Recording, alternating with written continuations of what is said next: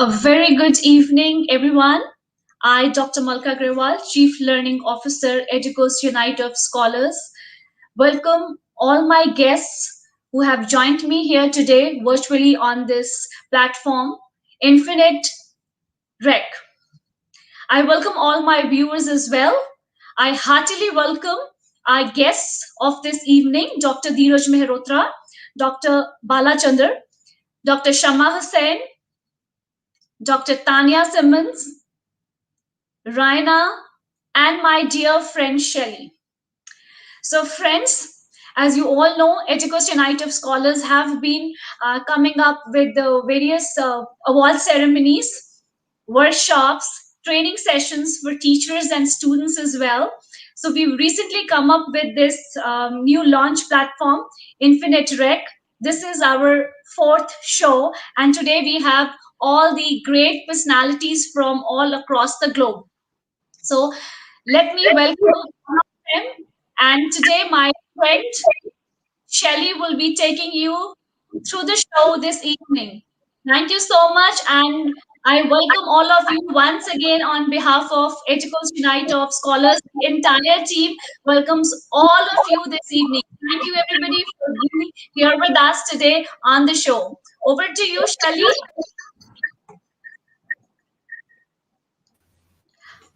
Shelley, you are on mute. Unmute yourself.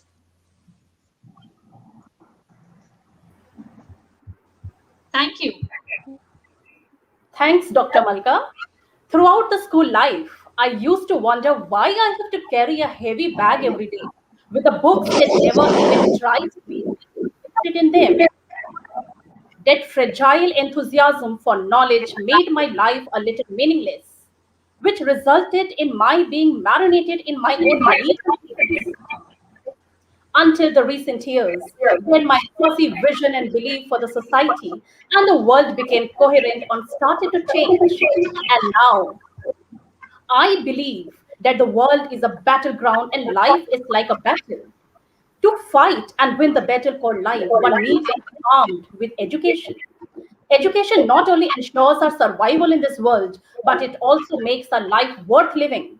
We can say that education is not preparation for life, but education is life itself. When I say that, what I mean to highlight is the fact that education is a process in which we learn throughout the life. The whole purpose of education is to turn mirrors into windows, which could be interpreted in many ways. The one way of understanding this saying is by imagining you know an uneducated person like a human being locked in a chamber which has mirrors in lieu of windows. That person can only watch his own reflection in those mirrors and will make all his beliefs based solely on that without bearing in mind the logic and the world. If that person wants to discern the world and wants the world to recognize them, then those mirrors must be turned into windows, which is only possible through education, as it enables people to know the world beyond their own surroundings and transforms them into rationalists and humanists. Here, the mirrors are the hurdles or threats which are preventing that person from looking beyond and understanding the world in an objective way. The windows are the opportunities to see the world from different perspectives in an unbiased and unprejudiced manner. This quote can also be interpreted by thinking of the mirrors as an uneducated person who does not grasp anything but instead reflects or rejects everything that is provided. So, true knowledge gives discipline. From discipline comes worthiness. From worthiness, one gets wealth. From wealth, one does good deeds. And from that comes joy. So, good evening, everyone. This is Shelly Bish, your host for the spectacular evening, a passionate learner with 21 years' experience in the teaching industry, an international speaker, moderator of international conference, and talk show host. CBSE Observer, core member of Result Committee, multi-awardee, mompreneur, social activist, writer, nation builder, change maker, assistant director, India GLT, deputy director, India IAU, content head Khwab Zindagi Ke, advisory member Educos Unite of Scholars associated with many educational institutions and NGOs. So, ladies and gentlemen, hold your breath for Today, on this occasion of Red Global Power Talk session, I roll out a red carpet welcome to a sea of galaxy of luminaries, intellectuals, and eminent guest speakers across the globe who will be sharing their expertise on education. Turns mirrors into windows, India versus foreign education. Please accept our best wishes and tons of gratitude for accepting our invite, for finding time from your busy schedules and enlightening our participants today. Now, before we start, let me explain to my alluring participants how you can talk to us during the webinar. First, let's get charged up with the key insights and takeaways from these brilliant minds, followed up by the question and answer session at the end. Your active participation is important throughout the session. Right now, I have everyone on mute to avoid the background noises and they may distract you from listening to the webinar. Throughout the presentation, our technical team will be managing the chat functionality. You can type your questions along with your speaker's name you intend to ask in the chat box throughout the session. I'll collect these and address them during the question and answer session at the end of today's presentation. Now, let me take pride in introducing our honorable first speaker of the day, Dr. Balachandar.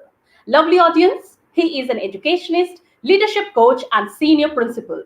He has been in teaching industry for around 38 years with the distinction of working in rural sector and imbibed the experience with needed nuances of learning methodology besides making them at par with other competitive students both in scholastic and co-scholastic spheres through heading academic wings, brought in transformations and took part at the national level conferences on educational front, which has been paving the way for constructive changes. Now he's a leadership coach, orator, trainer, and a resource person. Commendable. Now he has had various positions like Director, South India GTE, Honorary Advisor, SPAA, Honorary Advisor, Oxford EduServe, Convener, South India, Aesthetic International, Convener, IEF, Core Member, EduClouds, and various accolades also. Best Principal by VEL Tech University, Chennai, the Most Enterprising Principal, CIA India, the Dynamic Leader by KD, FSSF says Chennai, the Progressive Principal CET Bangalore, the Indian Icon Award Touch Education Mumbai, Lifetime Achievement Award Sri Krishna Educare, Inspiring School Leader Smart Tail, Effective Global Leader CET Gurgaon, Excellent Visionary Leadership CIG Sirhind, and the Outstanding Edu Leader Aryans Group of Institutions Bangalore. Wow, what an amazing profile. It certainly deserves a huge applause. So, the stage is all yours. Please enlighten us with your pearls of wisdom. Over to Balchandra, sir. Welcome. Please unmute, sir.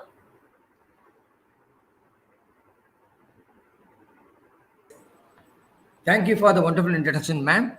And Thank you so much. I'm really truly overwhelmed and cloud nine to be among the great personalities, and especially my close friend, Mr. Dheeraj Mangotra.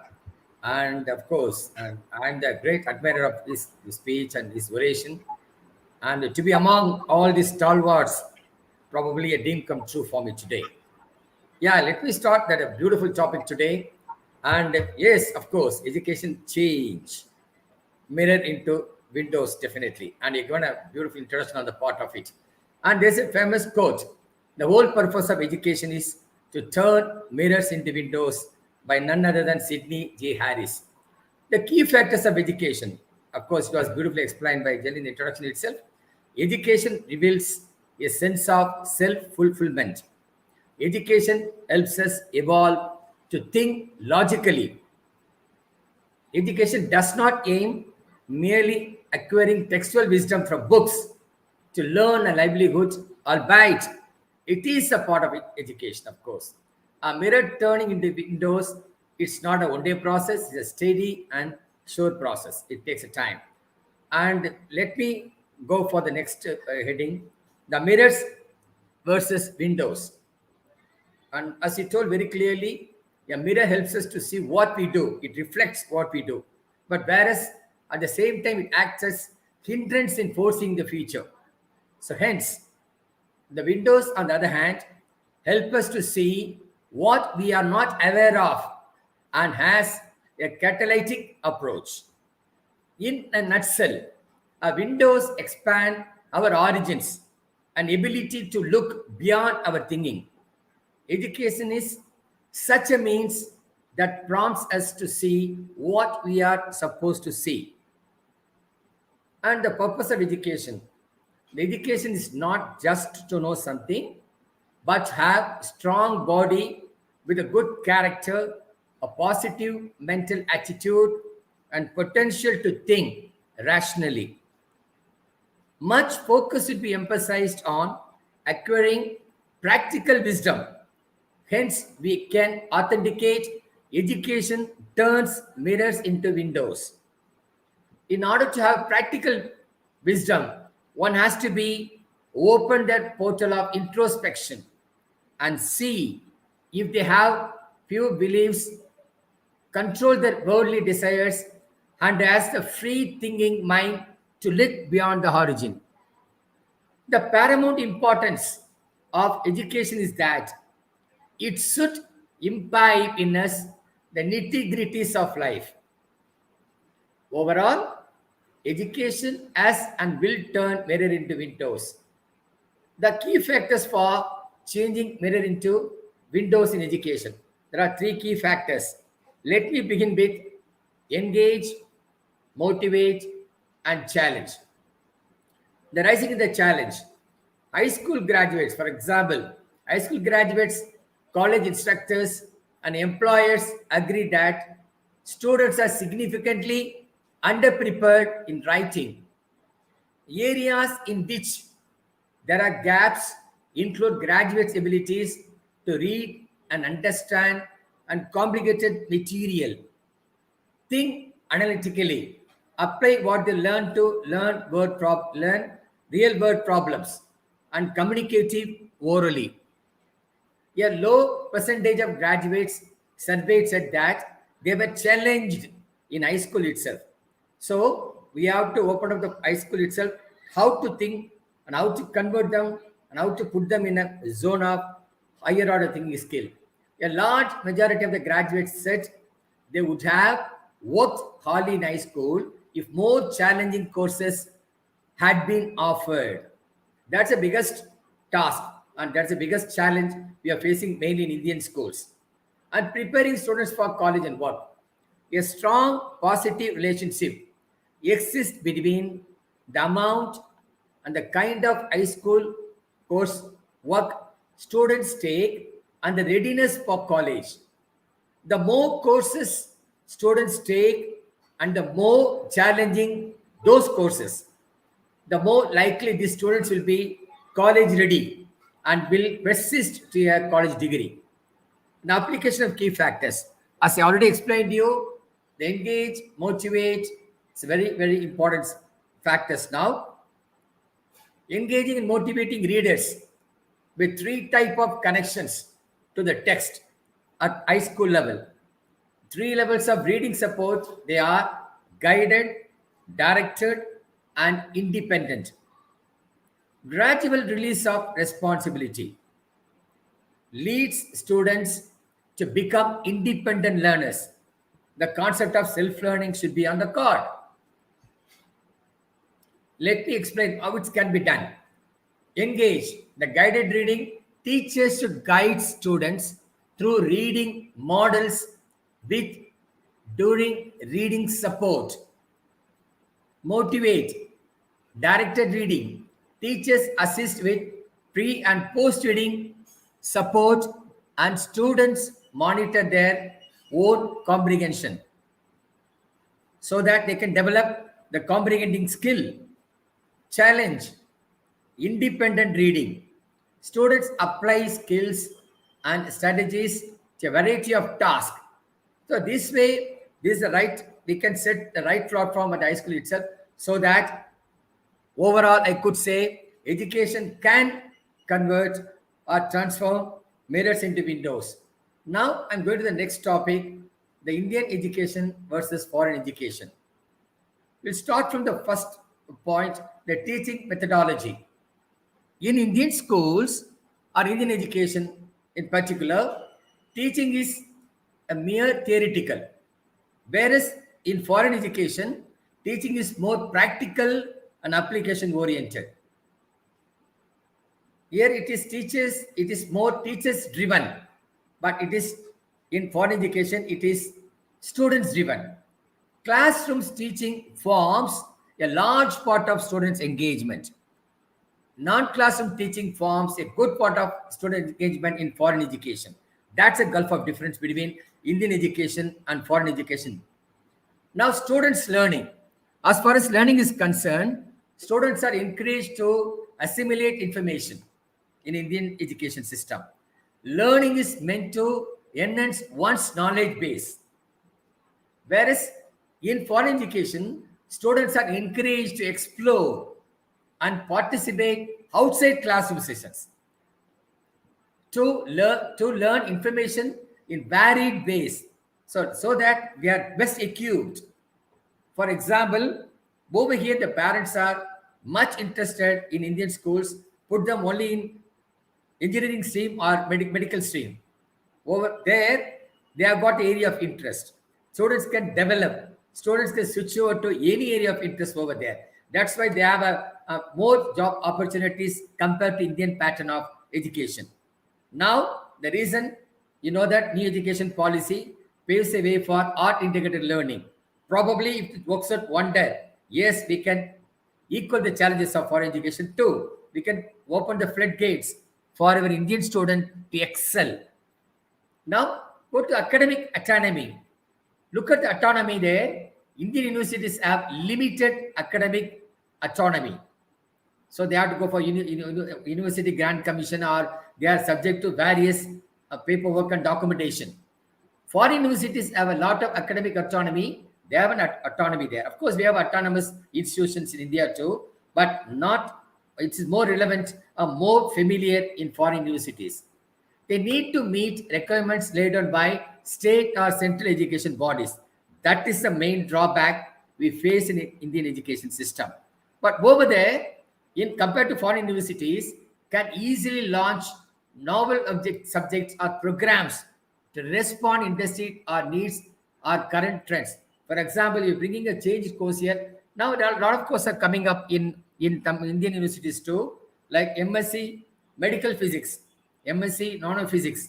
There are branches, but not as it's prevalent in foreign universities. So that's why most of the students of India are being encouraged to study abroad, so that the career can be blossomed or they can switch out to any career easily. But over here we're restricted, where our areas are being restricted. Again, it's high time that parents should realize they should. That's the thing. The topic itself says very clearly, education should open windows. That's an important aspect of. So a beautiful connectivity here. Students can select in Indian universities or Indian education system. Student can select only from a limited number of subjects as allowed for the stream. Yes, now CBSE, yes, it brought a change in Indian universities to Indian education system. In class 12, you can go for any combination of subjects. That's a welcome sign. It should be like that. For example, those who are opting for physics can go for humanities too, or can go for statistics. That is a beautiful setup you have started having it. Probably to expose our children, that's the experience you're facing now, probably for the last 2 years. I think all the educationists are heading the school, and the principals over here, they will accept. Students over there in foreign universities or foreign education system, students can select from across many subjects as mainstream as well. Right from the school level, even high school level, they have. You know, your grading system also, you see, they award marks to the children, those excel in sports. But over here, sports is not taken very seriously. There are various arts sections are there, drawings are there, but they are not encouraged. Switching subjects or major electives after course commences is not possible. In Indian system, you cannot switch over a course. If I did PO Commerce, I can only go to a commerce stream. I cannot switch over to science stream. But over in foreign education, yes, you can switch over. There are possibilities. Now, research and learning. Go to the next one. Research and learning pattern, you see. Research in Indian universities is quite low. We do not have that. Okay. It has improved a bit in recent years. Yeah. I have seen some of the universities, the students, those are opting for commerce or economics in degree level, maybe in undergraduate level. Now they are exposed to research level. They are going for internship training. It was done only in engineering before, but now they started doing it in India because of that quality and competition. Now foreign education system have a excellent research system. They have environment with projects and resources available across most streams and fields of study. I do remember one of my close friend is very good in sports, but he could not do anything in Indian universities. He switched himself to Auckland University, New Zealand, where he opted for sports medicine. In the beginning, he had problem, of course, with the language, but slowly picked up. Now he had a beautiful career there. But India, it's not like that. Now, what happens here? Being a sportsman, I'll tell you, even after winning a national medal, you will be placed in a category 3 in railways or postal department. Now that's the reason why you cannot see much sportsmen in the Olympic. Now people are coming out slowly. That's the thing I'm telling you, that areas are not vast. It is not vast here.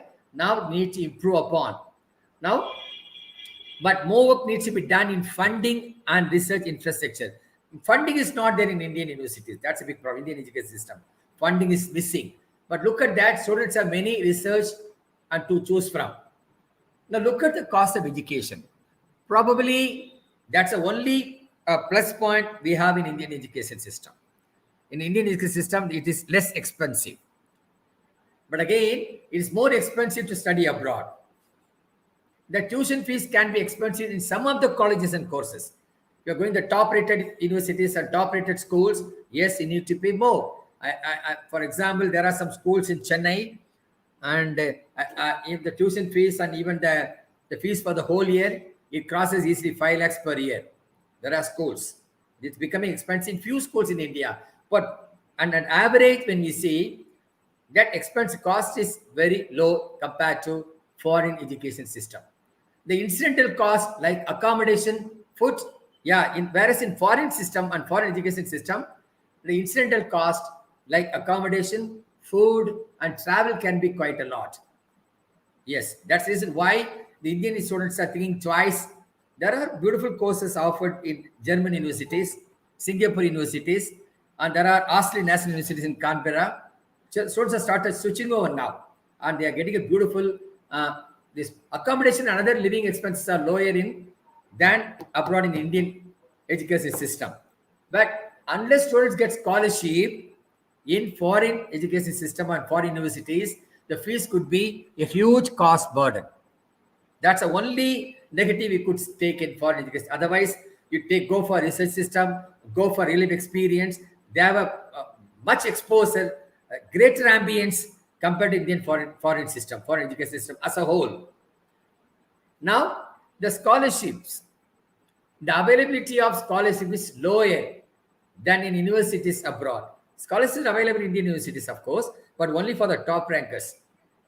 But whereas you go to foreign system or foreign universities, scholarships are available plenty. Scholarships have been around for a very long time there. There are many options for scholarships available in foreign education system.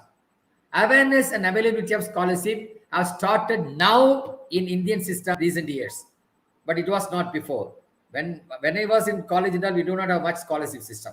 Only the toppers will be awarded, but others they do not have a scholarship. But now slowly it's coming into reckoning. Based on economic status, based on academic performance, there are various courses can be selected. So now performance assessment. Here, as I told you already, the assessment we are using grading system here. Now exams and marks form a major assessment, students assessment in Indian education system. Pen paper test, always test. And over there you see, they talk about projects, they talk about research, they talk about non-classroom participation. And as I told you already, even the sports performance is taken into great category. But now, as I told you recently, the NEP might pave the way for Indian system too. Probably will include other co-curricular activities in that. The relative grading is catching up in many universities, in many institutions in Indian system now. Rating for exams always been more popular in foreign education, but now it's in India is slowly coming into picture. Now selection basis in admission in Indian system, yeah, are merit based. Admissions are purely merit based. For example, we have got JE, we got NEET. Of course, we have TOEFL and GMAT and all, even for universities too. There's no denying in that. But still, again, even in getting this college, for example, getting the Sriram College of Commerce, Delhi, probably St. Stephen's, Mumbai, it's not an easy cakewalk for us. And we need to have a proper selection system there. They have a quota system, but again, it's not that easy for every children from remote area to go get admission into the bigger colleges where they can get better exposure. There's a big fine university in southern side called Christ University in Bangalore. There you have to get into that admission into Christ University, not an easy task again. So that based only on completely merit based in Indian system, Indian education. But admissions are purely merit based over there too. But again, students pursuing professional sports are given preference. That is not the case in Indian system. Other criteria over here, we are talking about government schemes and admission is possible sometime. Public quota system, probably economical system, economically backward people they have been pushed up. But again, as I told you, those who got excellent knowledge or that take or interest in sports, they are much welcomed in foreign education system. Job opportunities, this is the most important aspect. This is the thing there's a gap. You have to bridge the gap between Indian education system and foreign education system. Top universities in India definitely provide good job opportunities. All the IITs, all the IIMs. So barring these IITs and IIMs, we have plenty of colleges, plenty of universities, not less than, it's not less than 200 universities in India. So think about that universities. Yes, lesser ranked colleges may find it very difficult to provide placements or other opportunities to the students. Only of top rated universities, yes, of course, there are job opportunities. But again, when you're comparing as a whole, hardly 5 to 10% of the students get job opportunities very easily, those who are under the Indian education system. Whereas in foreign system, international degrees provides very good job opportunities home and abroad. After graduating, students and interested in jobs can get other opportunities like joining research assistants or in-house college openings. That's a plus point in foreign education system. It's not necessary you have to crack into any jobs, but there are various.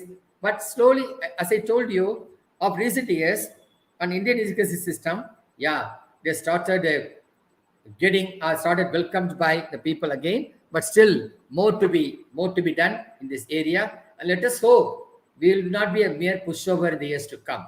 Thank you for the wonderful opportunity. And since the time limit is only 10 minutes, I rushed a bit.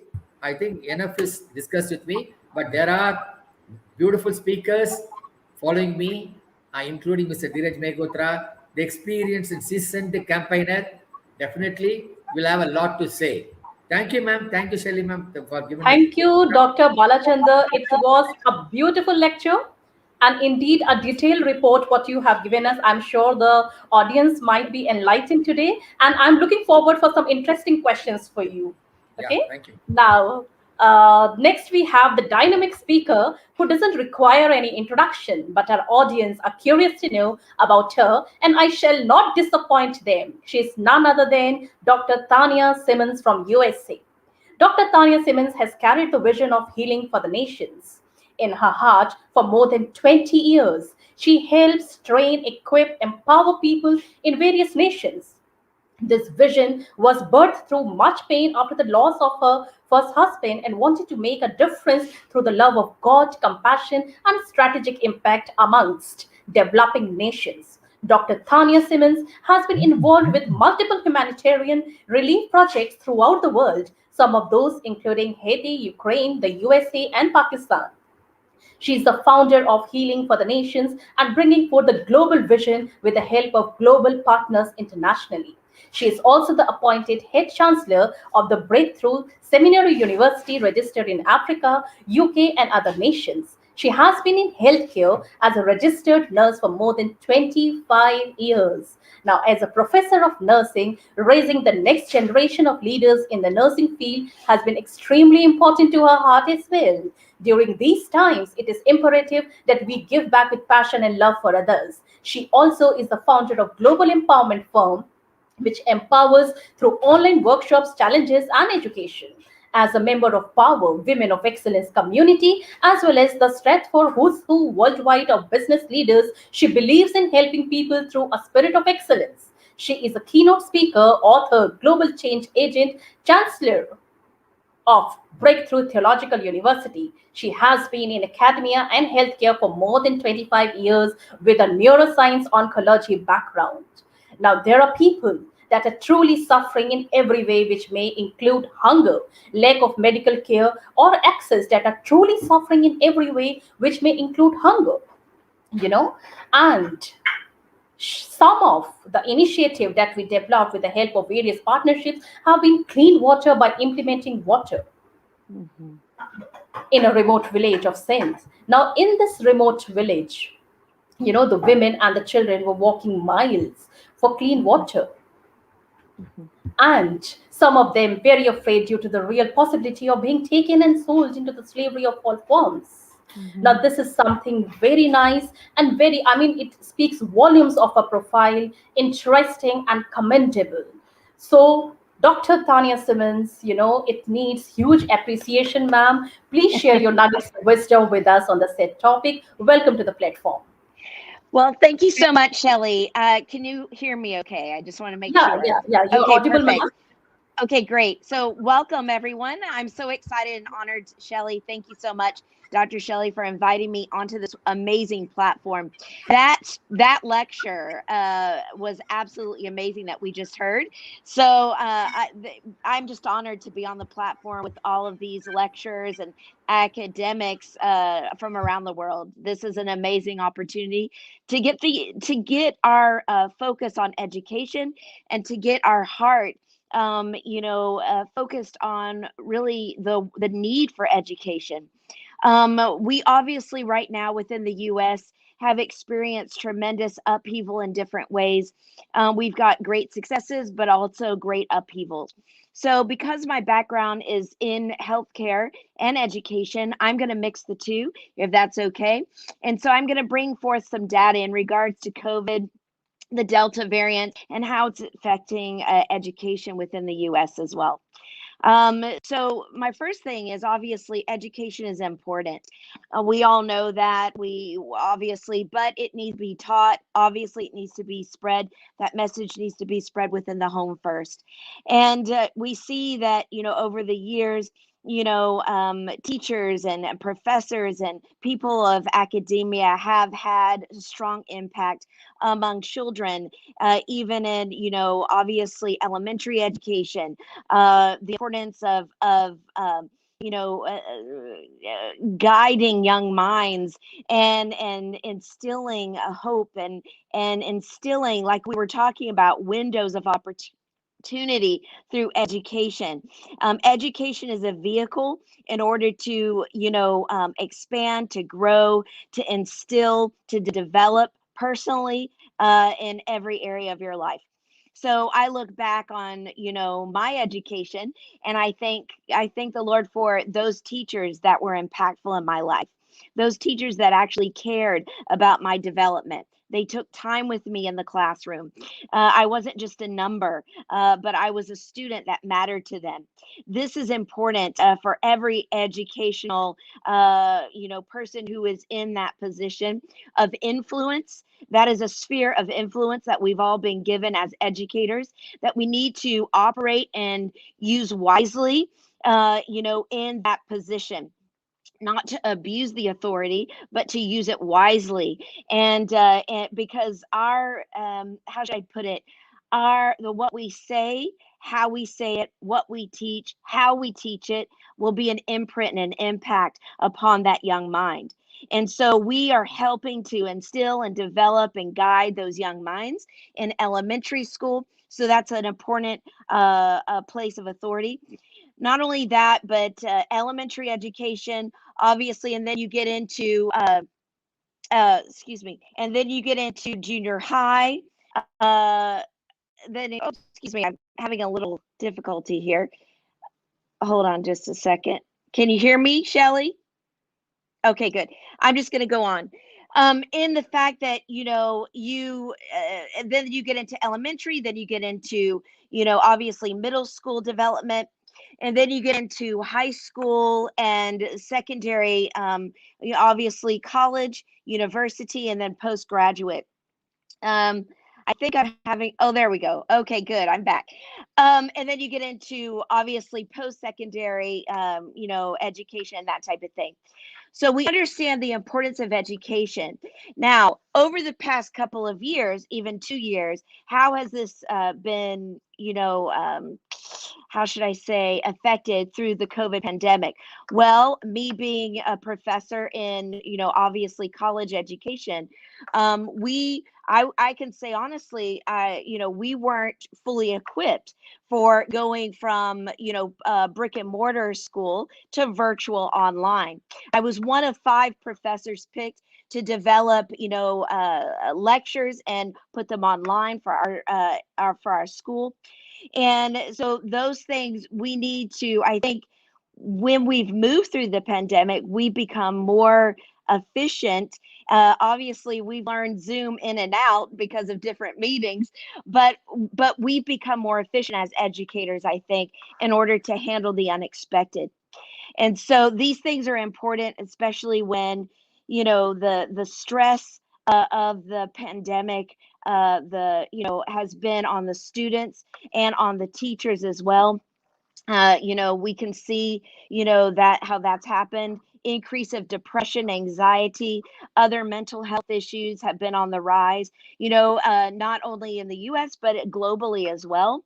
And those things have to be addressed. When we're in education, we don't only address the mind, we address the whole body. We address the physical concerns, even of the students. When we see people who are children who have been neglected or aren't getting the care they need, then it's the educators that sometimes step in and, help in that kind of capacity.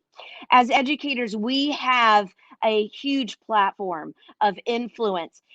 We not only influence the mind, we help in multiple areas of the child's development and the student's development, which is an important factor for educators globally as well as in the US.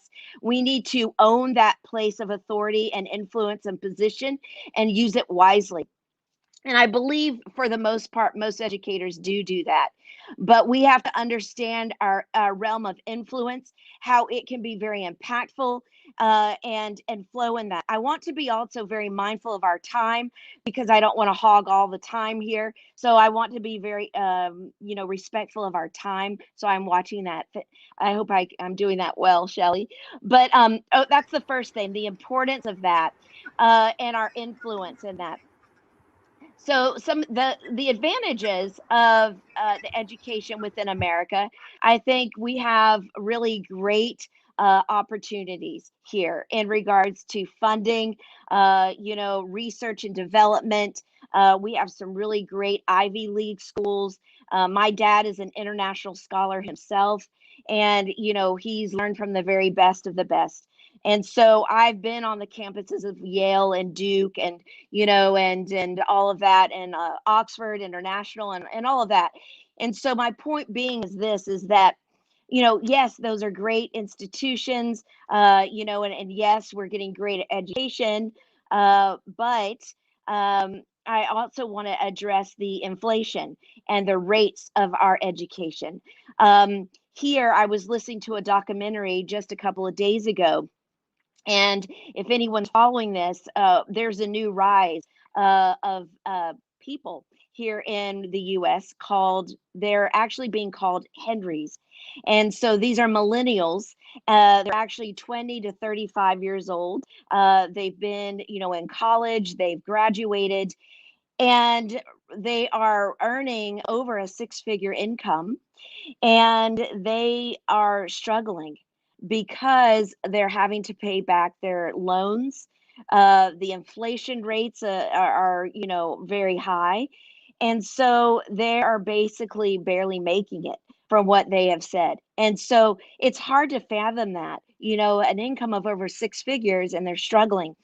But this is the case. And so, you know, uh, uh, I myself have a little bit of college debt, not a lot, but that's something that's a negative. Now, looking into foreign education, in comparison, my goodness, I mean, there are new universities popping up globally that don't even charge for their education. I mean, I've been on platforms globally, that have been speaking about this. They don't even charge for their education. It's a good education. So you look at that and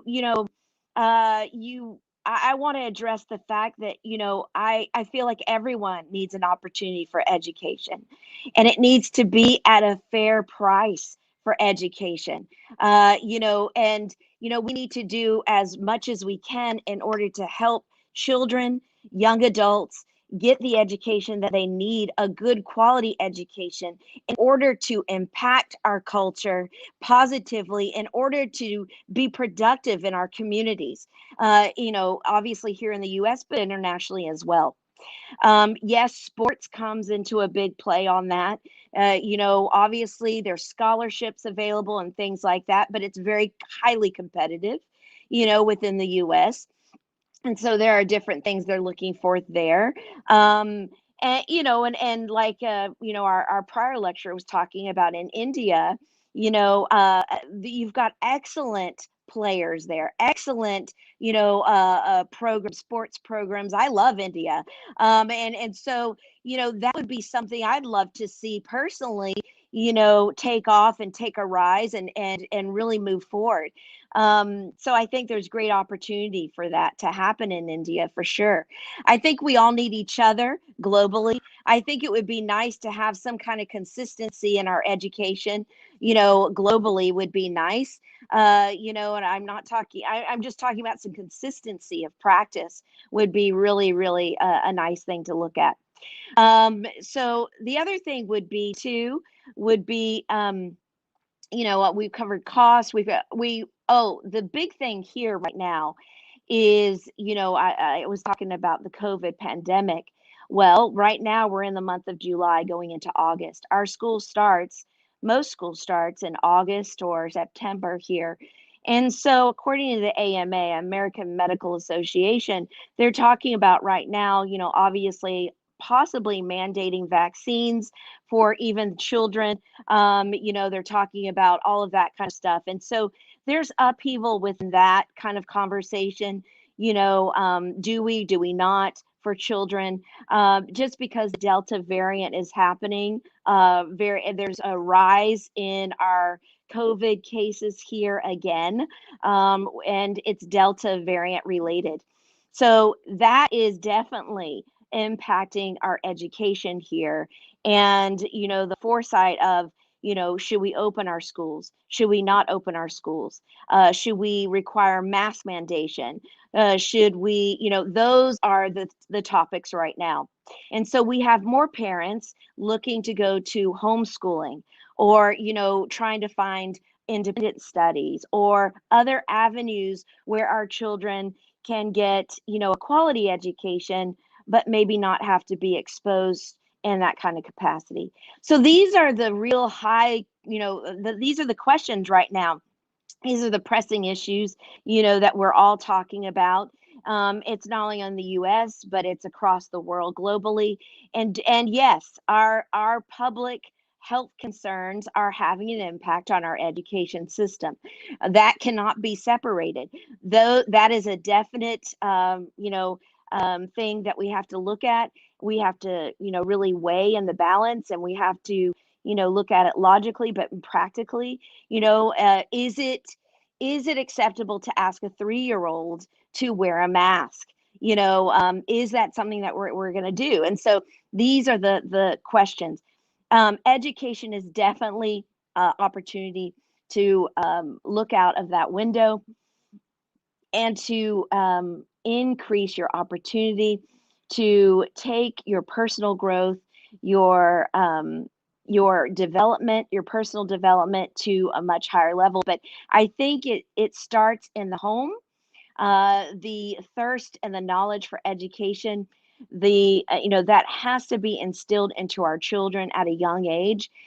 Reading development, most CEOs read quite an extensive amount of books per month, per week, per day. And so reading has to be pushing. Then that we get into another issue with, the rise of technology. And, it's so much easier to just download an audiobook and to listen than it is right now to take out a hardback and to read. So how do we address those issues with our young children and our teenagers, and, and that kind of thing? And so we have information like we've never had information at our fingertips right now. It is an information age. And so we need to be wise as educators and know how to use that information to fully impact our young children, our teenagers, and the next generation, to where as they can maximize their education and they can pass on that legacy for the thirst of education in our countries. So that's what I have to say in regards to education being window. We have to rise up as the leaders we're called to be, and make a positive impacts on this generation, because we only have a short time to do so. We don't live forever, and we need to leave a legacy that will speak for itself in the following generations, because education is important, and that needs to be the message. So whether it's in the US or globally, India, Greece, my dear friend Rania is here. She's amazing. I'm excited to listen to her. And, in all countries across the world, education is super important, needs to be addressed, and needs to be executed with excellence in our classrooms, whatever level of education that is. So God bless. Thank you so much for the opportunity, Dr. Shelley. I appreciate it. My heartfelt thanks and gratitude for the fantastic, golden words which came throughout your speech, But due to time constraint, I'll not be speaking much, and I'll invite the other guests, and I'm looking forward for some interesting questions for you. Yes. So next we have a very renowned name in the field of education, a celebrated eminent guest speaker, Dr. Dheeraj Mehrotra. He is the principal, NPS International School, Guwahati, Assam. He's an author and soft skill trainer with expertise in Six Sigma, holds Limca Book of Records. Dr. Mehrotra has experience of over 3 decades as an educator. He earlier held the position of Vice President Academics at Next Education India Private Limited and Education Officer at GEMS Education. He is also the former principal of Day Indian Public School, New Delhi. Dr. Mehrotra has also been affiliated with some of the leading schools in India, which includes the Bishop Johnson School, Allahabad, the Boys High School, Allahabad, and City Montessori School, Lucknow.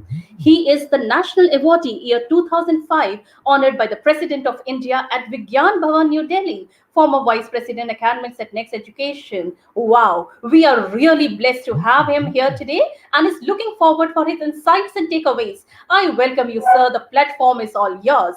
Please share your thought-provoking lecture to learn something from you. Welcome, sir, on the platform.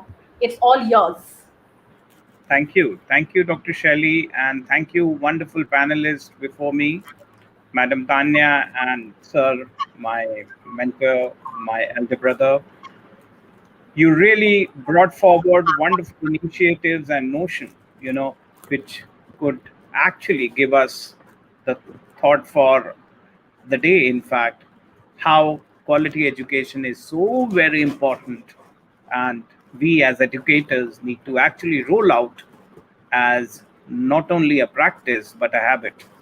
Well, as the topic today talks about turning mirrors into windows, I recall Sidney Harris, who rightly says the whole purpose of education is to turn mirrors into windows. But I add on to it that it should not be only windows, it should be actually doors and through portals for learning and exhibiting the learning should be a priority by each one of us. Well, it can be interpreted in many, many ways, but for sure with a reason, as academics or the academia as a platform today deals of a greater importance today. And Corona has struck it, given us challenges, converting them into, of course, opportunities of learning for lifetime. And it has brought us many lessons for us. And for sure, it has converted right from mirrors to portals of learning. Today, we can find that every individual teacher is a producer of information. They're producing movies, they're producing digital content, and they have converted themselves into directors as far as the learning is concerned. For sure, he or she is of a new venture. The new avatar has developed out of that individual, which once we used to call as a teacher. Today, that teacher is an educator, a learner, a curator, for sure. And when we talk about this, that person can only watch his own reflection in those mirrors and will make all his beliefs based on the solely of that bearing in mind. But today, the learning has taken a new change altogether. Today, learning is more like a priority for all of us, even when we are talking about virtual classrooms. Today, teaching in a virtual arena is 10 times, I say 10x, difficult for the teachers, because not only the children are there, but in the form of stakeholders, we have so many people around. And for them, we need to be the best and the better than the best. And that is what is the expertise required for we, the teachers. Well, in India, the education fraternity has now clubbing up to our new education policy for our foreign friends, friends from abroad. I would like to, mention a little about the National Education Policy 2020, which has integrated and introduced coding at a young age to enhance the exposure to technology and create a path to a new world of innovation and creativity. Well, as the government makes effort to reform the education system, it is the educator and the school leaders who will actually bring about this change. So we have already implemented that, like we have already started courses on robotics and coding and other platforms. Artificial intelligence has taken a new chapter here as one of the subjects in Indian schools as per the Central Board of Secondary Education in India.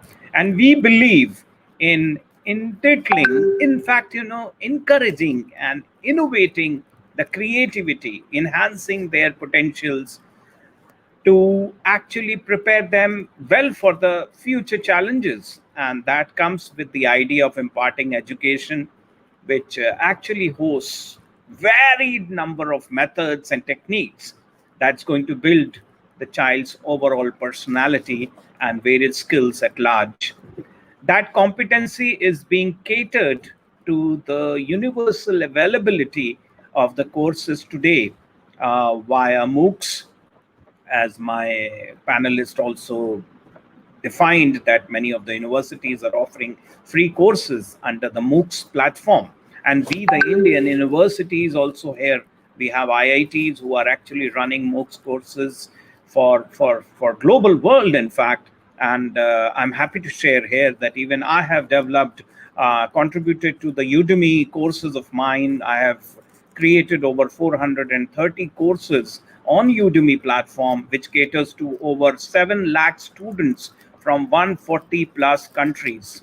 And that includes the image in access to an impression of who you are today and how you're guiding the education world as a priority.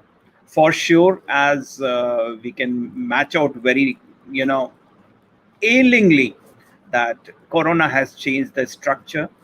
The expertise of individuals have gathered a new notion, and the education world has witnessed the same over a couple of years, with no real classrooms, no real children at pace teaching and learning to the new world order. In particular, proficiency is what is the control today. And that proficiency has to upgrade itself with the march of time if you want an existence in the society as an educator. You have to learn, and learn with the preference of what is the requisite today. We don't say that the software giants like that of IBM and other companies, the Google world, they're producing as per the desired spectrum. And we as educators need to actually explore the world as a continuous Kaizen activity. And as it enables people to know the world beyond their own surroundings and transforms them into different individuals, I would say that literacy has to be a hobby today. The literacy about the new platform available for teaching, or the literacy towards how I'm going to, bring an engaged culture in the classroom. What are the platforms I'm using? How I'm going to make a mistake online and get retrieved to the notion by the children in existence. Well, we have had reforms in the school curriculum and the pedagogy over a couple of years for sure. And today, with the inception of the technology integration in education, all our schools are well equipped with how and why about introducing ICT skills to engage the children.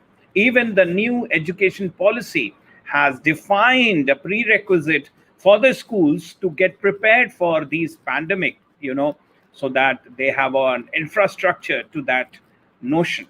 A new comprehensive national curricular framework for the school education has been developed by the NCERT, which is National Council for Research and Training, and that multilingualism and the power of language has been integrated, because in India we have many languages, and these languages need to be clubbed with the policies which has actually come forward to emphasize on the mother tongue, the local language, the regional language, as well as the media of instructions, at least till grade 5 and preferably till grade 8 and beyond.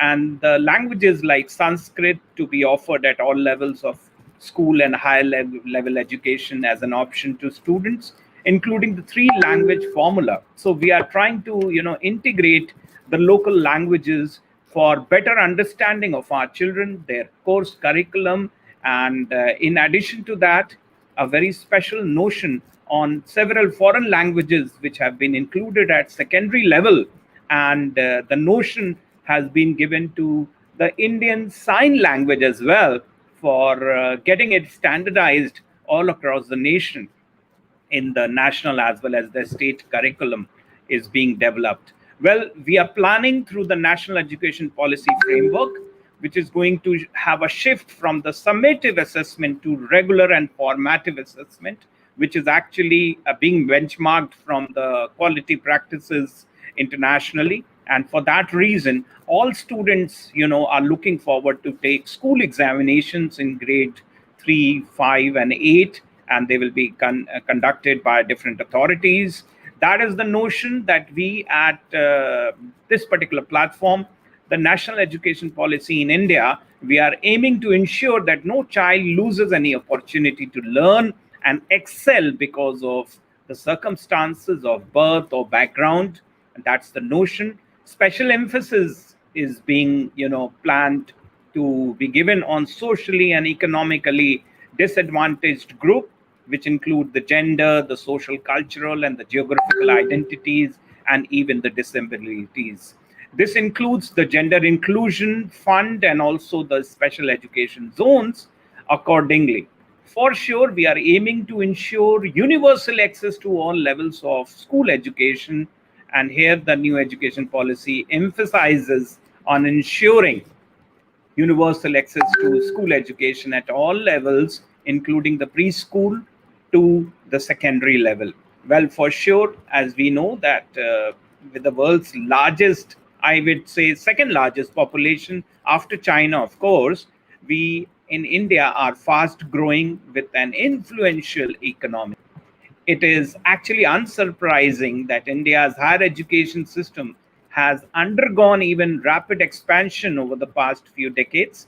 And India now has one of the largest higher education systems in the world after the China and the US, of course, and to an outsider, perhaps one of the most complex.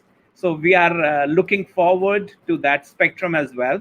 Also, on the very notion, I would like to highlight here that the national education policy provides and looks forward to actually providing the ingredients and the right recipe here of the international standards. And for sure, we, the educators, the heads of schools, are going to look forward to actually, try to implement it. And it attempts to break free from the shackles of the past. Here we are aiming to adopt the 5 plus 3 plus 3 plus 4 model for a school education starting at age 3. And it recognizes the primacy of the formative years from the ages 3 to 8 in shaping the child's future. And it also recognizes the importance of learning in the child's mother tongue till at least class 5, which I mentioned earlier. So these are some of the attributes I wanted to showcase. Of course, we all are looking forward to the spectrum post corona, the preparedness we have to have for our children who are coming back to the physical walls of the classroom, and for sure there's going to be a great challenge for all of us to get prepared to the new normal, the new practices, because the children are well versed sitting in front of their virtual screen, and they are occupying all our vocabulary like no talking, discipline yourself, sit straight, have taken a notion on asking, am I audible, am I visible, and things like that. So I think we are going to be revisiting on our capsules and the pedagogies when the children come back again, right? With that spectrum, I say rest to my speech for today, and I look forward to having an interaction further as well as far as the questions or the queries are concerned, because I look forward, there are many other speakers. So thank you, Dr. Shelley, and thank you so much for being so gentle and so possibly right on this particular pattern to take this important issue on the go about converting mirrors into windows, but I add on here converting mirrors into doors so that people can walk through, because windows have a limitation of watching through only, but doors provide you a passage to walk through. So let's have doors through pass through, and not only one door, but portals of existence and pass through. So thank you very much, and God bless everybody. Fantastic, Dr. Dheeraj, especially to add on, and it's such a delight to have all important, insights and takeaways from you. Thank you so much, for your insights. And now, audience, I invite one of the most celebrated names amongst the education industry. I feel fortunate and blessed that she has accepted our invite and is on a spree to enlighten us with her golden words. Your guess is all right. I'm talking of none other than Miss Rania Lampu from Greece. She is a global educator, a STEM instructor, and an ICT teacher trainer in Greece. She has a postgraduate degree, MAd, in language teaching related to cognitive neurosciences, and she is also a passionate researcher on cognitive psychology, cognitive neurosciences, and neuroeducation. She has been awarded many national and international prizes so far, and she is a Global Teacher Award 2020 winner and a Global Teacher Prize finalist 2019 also. Furthermore, she is a social activist, a global peace ambassador, and ambassador of the Ecumenical Delphic Union. She is also a part of the educational committee of the Ecumenical Delphic Union in collaboration with Harvard University. She is also an international executive member of Global Edu Leaders Forum, honorary ambassador of Charles Waters Society for Innovation and Research, education ambassador and member of the International Organization of Educators and Research, ambassador of the National Education Policy 2020 of India, international advisor of the South Asian Institute of Advanced Research and Development, Center for Peace Advocacy and Sustainable Development, K-12 Digest Magazine, International Youth Society, Global Peace Councils, and a mentor of the 100 Mentors platform. It is an on and on and on profile. I'm so sorry, the audience. I think the time and day will not be, sufficient to keep on telling about her. She is are super amazed. And I am really amazed for her profile. Deserve huge applause and praise. Welcome, ma'am, and please rock the session. The stage is all yours. Greetings from Greece. Can you hear me? Yeah, yeah, you're audible, ma'am. Greetings from Greece. I'm very, very honored and excited to participate in this so enriching and resourceful event about education. Congratulations to all the previous speakers. And today we're going to explore actually educational systems. I'm going to talk about the Greek educational system. And before this, we need to formulate some questions. Are students well prepared to meet the challenges of the future? Are they able to analyze, reason, and communicate their ideas effectively? Do they have the capacity to continue learning throughout life? Parents, students, and public, and those who run education systems need to know the answers to these questions. Many education systems monitor student learning in order to provide some answers to these questions. So I believe that this session today is very significant because comparative international analysis can extend and enrich our national picture by providing a larger context within we can interpret our national performance. So this analysis today, this overview of different educational systems of different countries can provide countries with information to judge their areas of relative strength and weakness and to monitor progress. This can also stimulate countries to raise aspirations and provide evidence to direct national policy for schools curriculum and instructional efforts and for students' learning. So when considering what different education systems do, it is important to acknowledge two things. First, that what works in one country may not work in another as context, culture, and history matter. Secondly, there are no simple answers for complex questions. This means that no one factor can solely explain why one country may or may not do well. So in my country, Greece, the educational system is mainly characterized by its versatile character, which is ordained by numerous laws and decrees. It's actually a highly centralized system and governed by parliamentary laws and executive acts managed by a powerful centralized bureaucracy. And this system remains centralized with low levels of responsibility at the regional and local level. So over the years, the Greek ministry has made significant changes to the education system, most of which were mandated by the wish of each government to adopt recent scientific findings and acclaim the education models of other countries in the world. So adapting state-of-the-art research in the field of education, as well as foreign education practices to meet the needs of the Greek society and labor market, has resulted in a multi-layered educational system. Most students in Greece attend public schools of all levels, for which there are no tuition fees, and 4 to 6% of the student population enrolls in private schools of all levels. However, it's important to say that our current Greek educational landscape has been influenced by the economic crisis in 28, the rise in public debt, and decline in public expenditure. Moreover, Greece has a relatively inclusive school system. The school system is comprehensive, so does not separate students into different academic tracks. And this is a positive approach because as early student selection has a negative impact on students assigned to lower tracks without raising the performance of the whole system.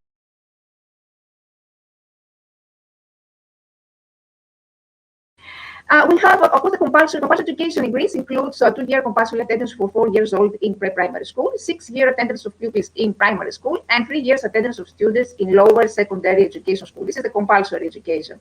And our formal education system includes 3 levels, daycare center up to the age of 30 years old. And we have also the primary education. And recently, hopefully, in primary education, there were big reforms. In primary education, now there is a single type of all-day primary education services that are provided with a revised timetable curriculum. And here, our new curricula fall under what we call the cross-thematic curriculum framework for compulsory education. This cross-thematic approach, interdisciplinarity, defines the structure of teaching teaching on the basis of a balanced, horizontal, and vertical distribution of education material. So it promotes cognitive subject interconnection as well as comprehensive analysis of key concepts. As in addition, we have in primary education what we call flexible zone discipline. It's a discipline which allows teachers to do interdisciplinary projects. The syllabus for this subject taught focuses, of course, on the traditional subjects such as Greek, mathematics, natural sciences, but also on foreign languages. And recently, I'm very, very happy because it was announced by the Ministry of Education that in the next academic year, we have the compulsory program, what we call Lab of Skills, which is a brand new innovative educational initiative which aims at the cultivation of soft skills, life skills, technology skills, and scientific literacy among students such as robotics and STEM. I should mention here that I'm working at the Greek Ministry of Education at the Directorate of Education, Technology and Innovation, where now I'm writing a STEM project for Greek schools. And I'm trying to promote through my projects, I'm trying to promote STEM vision, not only Greece, but also worldwide, because of many international STEM projects. Why STEM? Because I think the STEM is the future of education. Unfortunately, it's not integrated in many curriculum all around the world. I think it's Australia so far and the USA. And STEM projects, it's actually focused on inquiry, student-led investigations through open-ended real-life problems and hands-on activities, and for students to become out-of-the-box interesting creators.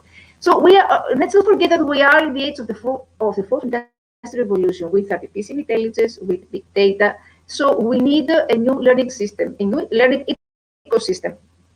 We need problem-based learning, project-based learning, challenge-based learning, inquiry-based learning, stimulate creativity. And instead of focusing on standardized thinking, correct answers, and objectivity of judgment, we need to create a learning environment that will stimulate, as said before, diverse interpretations, creativity. We need to create a culture that accepts potential mistakes and potential failures, and the ability in students to turn these failures into experiences. We need, of course, to encourage collaborative learning through online learning. This was possible also. We have many collaborative platforms that we can leverage, stimulate technology-led learning. So what is very important in the curriculum of the fourth industrial revolution is, of course, to upgrade the technical side of the curriculum to accommodate the learning of the next generation robotics and the 3D printing, but at the same time, we need to focus on the human dimension and incorporate non-technical disciplines such as communication, arts, movement arts, marketing, in order to develop cross-cutting competencies and the mindset beyond technical expertise. At the same time, alongside with technical skills, we need to pay attention to the questions of ethics, social inclusion, and sustainability. That means it's important to incorporate sustainable development goals into our curriculum. So offer a holistic view. This is how a future curriculum of the fifth industrial revolution, because we are also at the threshold of the fifth industrial revolution, should be. What about secondary education? There are in Greece several types of junior high schools in Greece. So we have also the option of experimental and model junior high school. And although upper level secondary education is not compulsory in Greece, most students attend high school. Very also important is that higher education. The percentage of university graduates is considerably high in Greece, and most of them attend 4-year studies in university departments and technological university departments, as well as various departments of pedagogical and technological education. And students also can enroll in the Hellenic Open University, where they pay tuition fees and they are admitted through an annual lottery system. The Greek tertiary education system is characterized by a high attendance. Why? Because tertiary education, traditionally in Greece, university education is highly valued and is considered an important part of someone's overall education, relatively independent of employment prospects. In the context of economic crisis and exceptionally difficult youth labor market and high rates of graduate unemployment, the management of this phase of education, however, in Greece, it's critical to labor market. So it is worrying that the mechanism that would not formally link provision of tertiary education opportunities with labor market requirements, all these are weak in Greece. So another problem that I mentioned is that the government of tertiary education in Greece is not as highly centralized, but it is for the country schools, it is the most centralized in the European Union. We have also the general adult education. Yeah, sorry to Uh, intervene. yes, Sorry to intervene. yes. We have two more speakers, and due to the time constraint, can I limit here? Because we will have the discussion also, actually, question answer round also. So please give me the liberty to invite the next speaker. Okay. So sorry for intervening. Ladies and gentlemen, simple living and high thinking is the thought when I first met this amazing personality. Thoroughly grounded, but his work speaks for himself. Yes, I'm talking about Dr. Raghavendra Kumar Dwivedi. He's a MSc, PhD, MPhil in physics, MEd, DCS, diploma in environmental science, and he has the total experience of 28 years in the field of education. And from the last 12 years, he's working as a principal, presently working with Dalmia Vidya Mandir, Rajnagar, Odisha.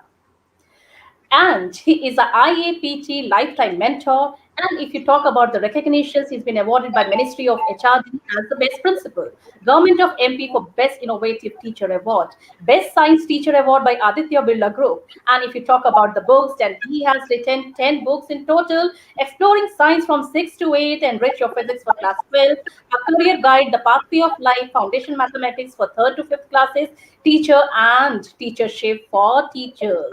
Now he a pivotal role as the city coordinator also. District training coordinator appointed by COE CBSE Bhubaneswar. I take immense pride and pleasure in inviting Dr. Dwivedi to the August gathering. Please share your expertise with us today, sir. Welcome to the Thank you. platform. Thank you, Dr. Sally. I'm pleasure to be here. And thank you very much for giving me opportunity to be a part of a speaker here. Sir, I'm It's not a able to privilege for see me. you on the screen.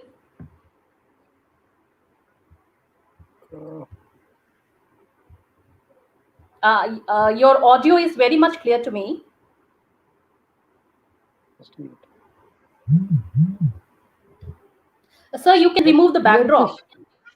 Yeah, if you remove the backdrop, I think we will be able to see you on the screen. Just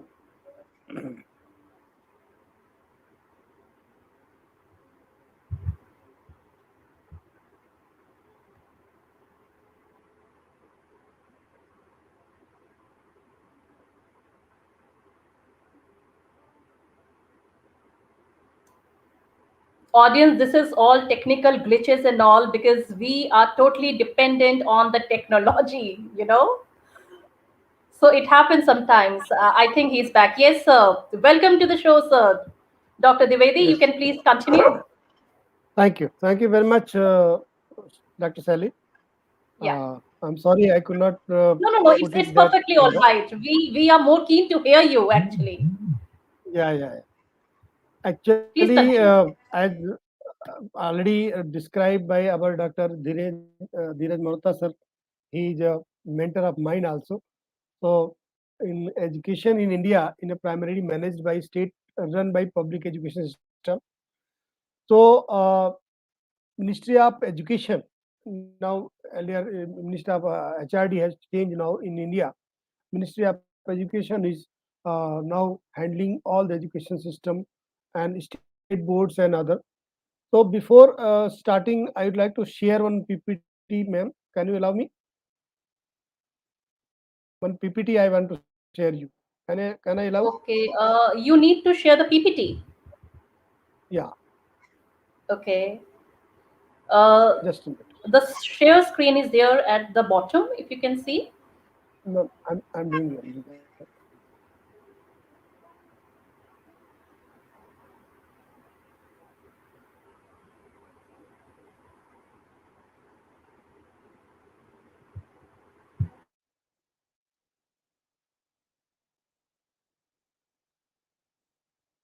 Are you able to see Yes, sir, the we are able screen? to see the PPT. You can put the Yeah. slideshow.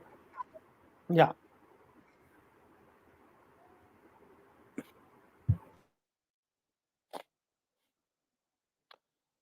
So education terms mirror in Indian education system versus foreign education. And if I talk about the Indian education system, start with the gurus, the talking you from the darkness to the taking you to darkness from the to the light. Indian higher education system actually gradually comes from the primary level to secondary level to higher secondary level, then graduation, and then post graduation level. So this system is still going on as a new education policy. It is slightly made a change already discussed by our Malhotra sir, that it is 5 plus 3 plus 3 plus 4. So 5 is a basic foundation course, and plus 3 means class third, fourth, fifth, and then plus 3 again is 6, 7, 8, and then again 5, 4 is a uh, 9 to 12th. This is the schooling system, and then the higher education system in India. So basically, the primary education system of India generally we see government schools and school system that goes in that very uh, hazardous basis, I can say, because in schools the number of children and number of teachers ratio is very poor, especially in India. When we talk about the Indian government lays emphasis to primary education up to the age of 14 years, that is referred as elementary education in India. So that is mandatory as per the RTA education. The Indian government has also banned child labor in order to ensure that the children do not enter unsafe working conditions. However, both free education and the ban on the child labor are the actually due to the economic disparity and social condition. About 80% of the recognized school at the elementary stages are there. So creating a child friendly environment is a big challenge in a schools, especially in government schools, because uh, uh, as per the new education policy, it is emphasized that we need to create a child-friendly environment in the school campus. But because of the lack of resources, government is not able to reach in the government in the remote area. No doubt, it is reaching to the district level and block level. But if you see the real BLG level, it is a very poor condition. But I'm sure with the new education policy, the coming years, this will also reach to the all schools of India. If I talk about the position, you can see the pictures and you can understand the Indian education system and the foreign education system. That Indian education system is still based on the blackboard, but the foreign education system is also more focusing on the technology based learning, and which is a very important. Although this pandemic condition has made us and to reach to all the corner and all the students in the second mode, that is called the virtual mode. And I'm happy to share you that the 80 to 90% the private schools especially are reaching to the children and connecting with the children with the Zoom and Microsoft Team and other the other links. So, but still in government schools, the children are not connecting as much. So we need to think about them also. Higher education system, as you know, in India, it's a very uh, 5 years integrated course are available. IIM, IIT, IITs are also available for higher education, and especially Indian university. There are more than 1,000 universities are available in India, where which are catering to the children in even in the remote area also. The government has made the colleges and they are providing the quality education. But still, there are a lot of need to be done in higher education system. India's higher education system is the third largest in the world after China and the United States. If I talk about the higher education, India's higher education system is the third largest in the world, and after China and United States, the main governing body at the tertiary level in the University Grant Commission, that is UGC, which the enforces its standard, advises the government, and help coordinates between the center and the states. Accreditation for the higher learning in over by the 12 autonomous institutions established by the Universities Grant Commission, so that education system is reformed and will be one of the largest. Indian government expenditure, if you talk about, so that 10.7% of the government spending goes to the education public expenditure on the education and distribution per level. If we talk about the India, and if we talk about the foreign countries, they are more than 36% to 37% in education system. So this is the basic difference between Indian education system and other education. Global Enhanced Program. The online project encourages our standard to collaborate, cooperate, and communicate with the students all over the world. This uses the cyberspace has led to the globalization of the education. As here already our previous speaker has spoken about these, that the globalization of the mirror, that means the window is open for all the world. Wherever you want to register, registration and undo the online courses. So this is what we call as open window. So learning curve has now changed, and the learning curve is now reaching to all over the world. So connecting to the all over the world. Elementary education in India, if we talk about that, in 2006 school education, this is the very old diagram, but I can say that only 47% of the scholarship and 75% of the early admissions. But now it has reached to the 92% with the early admission, and 52% instead of 52% is multiple admission is that increase up to 75%. So this is the elementary education, but still 7 to 8% students are not able to register. So this is the matter of to think about this, why these 7 to 8% students are still not able to register for this for the primary education. Education in urban and rural areas, despite all the efforts of the government, utilization of the education in India remains.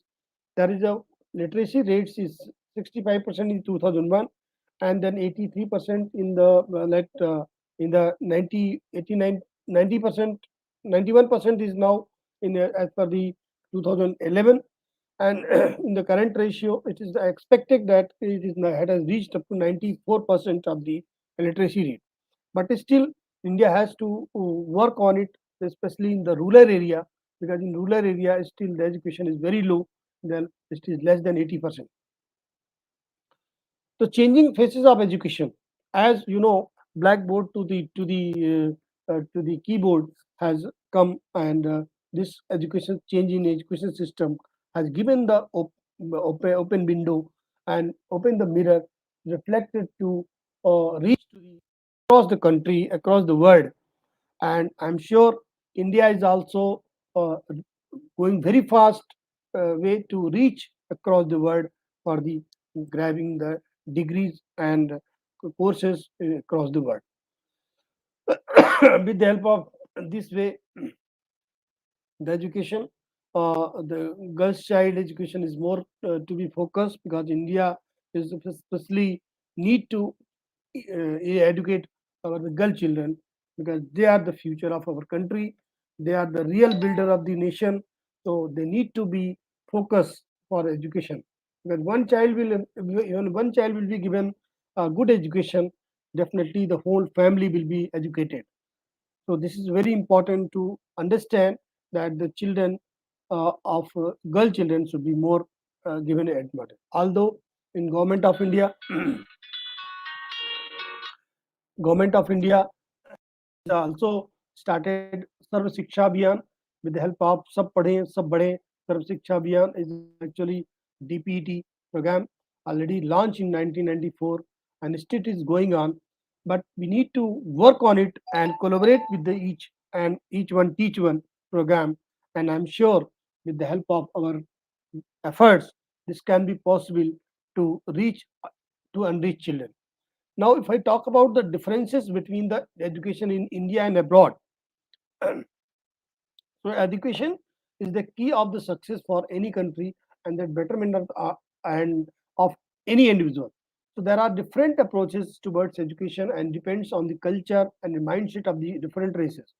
More precisely, there is a difference between the approaches as far as an education is concerned in the Western countries and in India. In fact, there are clear-cut differences in the objectives of the education. So education loans are available through the which Indian students can also get and admission in and do their courses. Nowadays, since the window has opened from online courses, so with the help of online courses, that is not much more costly. So I'm sure the children of the rural area also can reach and get the degree from the abroad and from the across the world. The foreign students take education more like learning process. Conversely, they opt for the line they are fascinated with the any go online only on for the course that is line of career.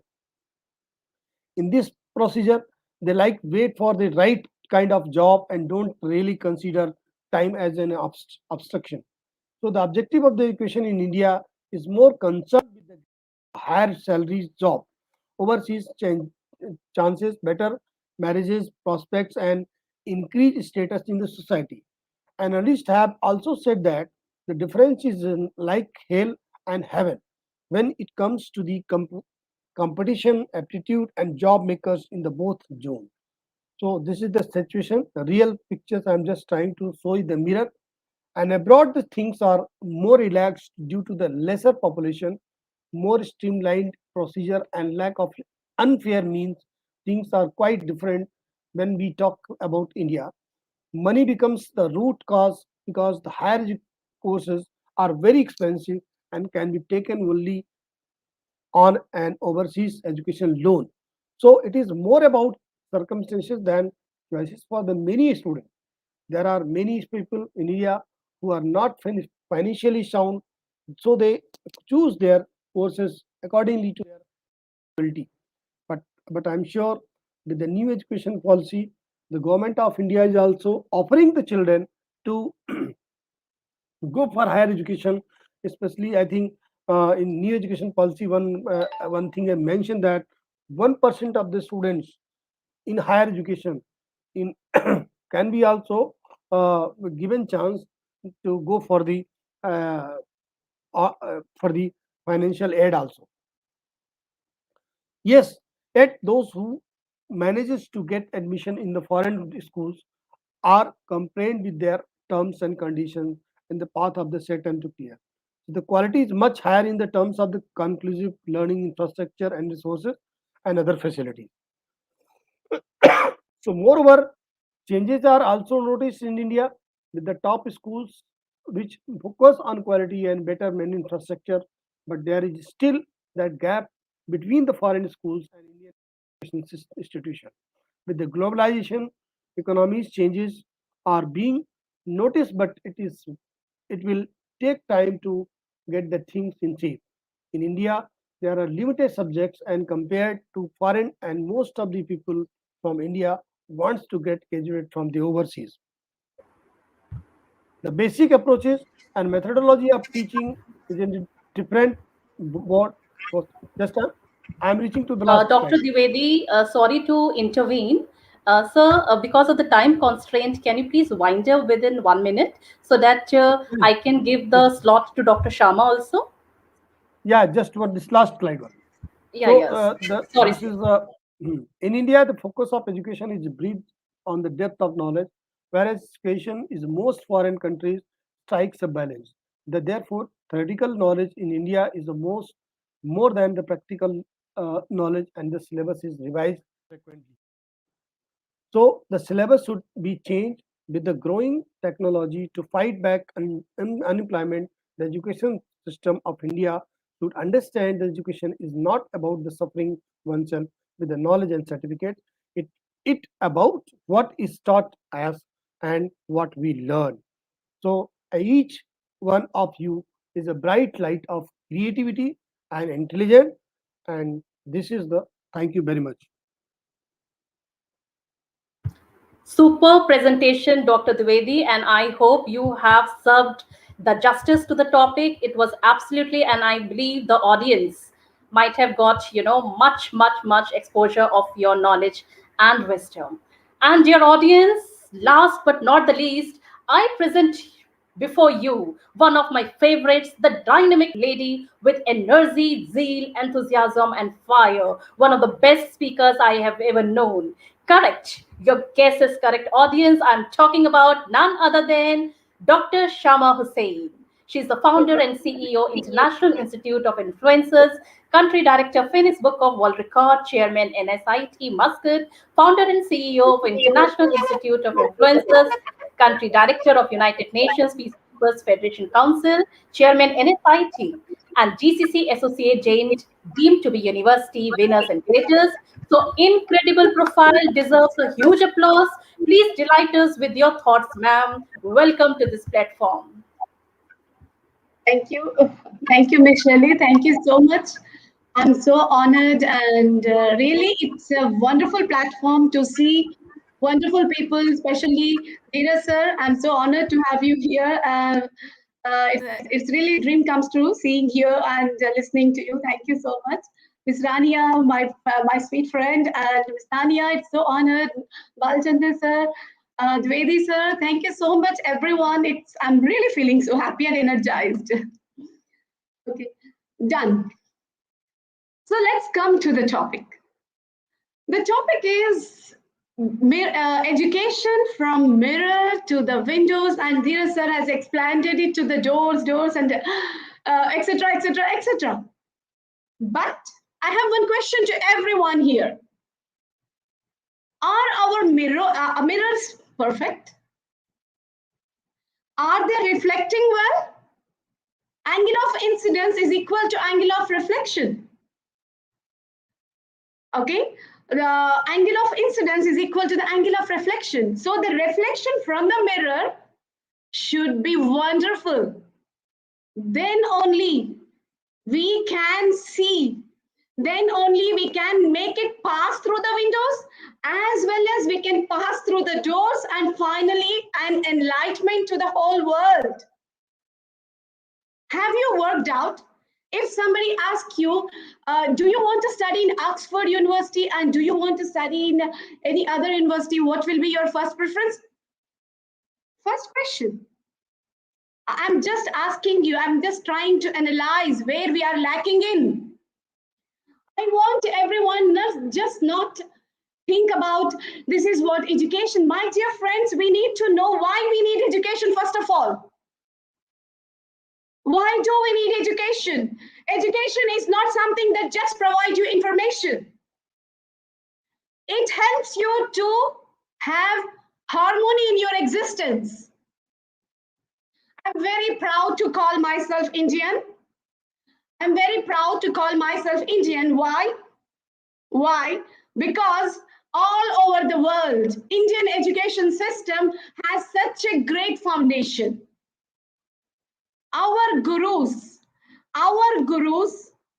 who taught during Vedavyas time, they used to select the students and used to give them teaching these skills, gratitude, resiliency, how to face the problems, how to respect each other. This is what they have given the education. They used to turn years. They used to teach them how to be proactive, how to take accountability. This is what we really need. Okay, let me give you. Your son has got a seat in Oxford University. He will go to Oxford. He will get the certificate. And he will come back to India or anywhere, no problem. Somebody tells him something. He cannot manage that. He cannot overcome that criticism. What happens? end up of life. For this, are you studying the whole years of your life? The parents have spent so much of time for what? First, the basic thing of education. Education is not what to think. Education is how to think. Education is to bring the harmony among each other. Education is not for standard of living. I'm studying in that college. That is branded college. I'm studying in a branded private college, private university. She is studying in a simple government college, simple government school. Doesn't matter. Whether you study in a government school, whether you study in a foreign university, doesn't matter until and unless you are ready to extract, explore the values of education that are really needed. Education is not just IQ. Education is IQ plus EQ. Now we can add it to AQ, artificial intelligence as well. We can extract that. But my dear friends, the purpose of your life, as soon as we are born, and then after that, we are sent to schools, then to the college, then to the university. This drama is happening till we die, right? So for what all this? For happiness in our life. Let's see the correct perspective of education. Let's take the education as an education. You know, 92% of our youth are completely literate. But what's the problem? They are completely filled with, their minds are well filled, but not well formed. Please note this point. They're all well filled, but not well formed. When you're literate, 92% of the youth are literate. Oh my God, so great. It's amazing. But only well filling everything in the mind. We have to form our mind. We have to form. Whatever you are studying, do you remember what you wrote in your exam in masters, in intermediate, in grade 12, in your 18 years exam? What did you write? Do you remember? But I'm sure you will be remembering what is your first crush.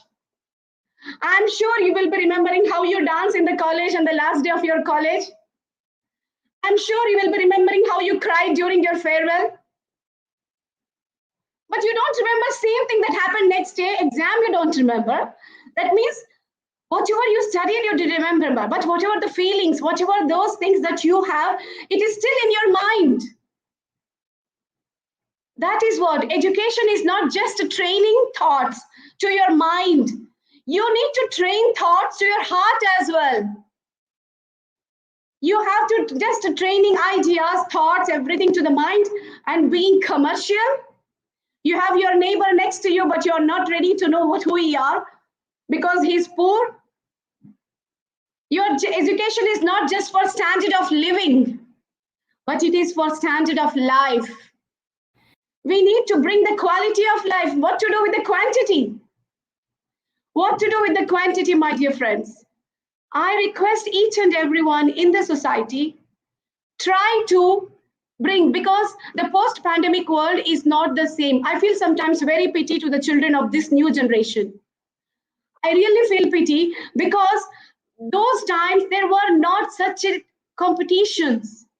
There were no such uncertainties. Now see, the corona is it's not the finish. Corona is not the last uncertainty of the world. There are more uncertainties going to come up. So you need to develop resiliency a lot because you're going to have lots of problems in your life now, coming generations, lots of complications. How can you overcome them if you don't you study the marks? You know the sponge, my dear friends, sponge. If you dip the sponge in the water, and again take it out and squeeze it, what will happen? You will get again that means whatever you gave, that is coming out. That is what's happening in our education system. Whatever we give to the students, they are mugging up and again squeezing it during the exam. squeezing it. And this sometimes I feel it's not their mistakes also, because due to the infrastructure, our country is very big, very huge. We cannot complain. So big country, lots of population as well. So what happens? There are professors who are getting in Harvard 20 lakhs, 30 lakhs. The same professor here is getting 30,000. Or even lecturer, he gets 20,000, 30,000. He will not show that much of anxiety. When he doesn't have anxiety, the students don't have that much of anxiety. So when they don't have anxiety, they try to bunk the classes. They try to bunk the classes. The college will make a rule that you must have 75% of attendance. Otherwise, so they will come to the college not for studying. They will come to the college because their motivation is towards attendance. Their motivation is towards attendance. They want to get only the degrees. Their attendance full, they are allowed to sit in the exam. So when they're allowed to sit in the exam, they'll get the certificates. Finished. We got graduated. And they want to go with this graduation certificate. They want to go and face the jobs. Is this education? Until and unless our spiritual mind gets activated, our subconscious mind gets triggered, that what is education? I'm sure there's no mistake in the children, because the parents are again the catalyst in encouraging these things. They just want marks. They are not focusing their children the real value of education. The gurus who are focusing only to teach, why the gurus of olden days asking, we respect them now also like anything. When their name comes, Valmiki, these all amazing gurus who has given value to the education, we respect them now also. Why? We have that ethics. We are carrying them. India is respected. I don't say that India's education is denial, is less compared to that. No, we are in the highest grade because we have created that foundation for education. But only thing is, due to lots of population, lack of infrastructure, and overcoming demands, so we lack of some technology everywhere. Not, I cannot say everywhere, only some parts. It's affecting everywhere. So we need to, the only solution for this problem is spiritual education. Spiritual education means we need to know the value of education. Why are you studying this? Is this bringing any harmony to my life? Don't think about others' life. No, if you don't have time, no problem. But think about your life. How much hard work you are working doesn't matter. Matter is how much happy you are. When you are doing a job in a company, you will say, oh my God, today I have lots of work. I did so much of hard work. I did. No matter. But if you are doing it with dedication, commitment, sincerity, that happiness comes. When you enjoy it, you will bring productivity to the organization. When you want to bring some change in your life as well as somebody's life, definitely you'll bring change to that organization. And the whole productivity will be seen. Only thing is we need to extract. We need to spend some time on that. Case studies, work on case studies. Harvard, they work on 85% of their education system is on case studies. 20% is on project and 10% is lecture. Stanford is on 70% on case studies and again 20% on projects, and lecture is very less. Yes, nowadays we have taught. We are also working on that. Recently, I went to an FDP program in one of the university, and I was giving them presentation on online etiquettes and how to be a very effective in presentations. You may not imagine the professors don't even know how to present. How to just copying some PowerPoints and just pasting it. When you are online, your voice, you can add voice to the presentation. You can bring that how you are. In the classroom, you are doing that. The same thing, you can bring that. Now, how you in the classroom, you bring that emotions, right? In the presentation, add your voice. Do bring that. Not just presented by and some points, bullets, and sent to the students. Is there any spiritual touch? How can we bring that impact in the civilization, in the next generation? Next generation means nothing but post-pandemic world. Post-pandemic world is not the world like pre-pandemic world. It is completely different. CEOs of the companies can be hired by IQs, but fired by lack of EQs.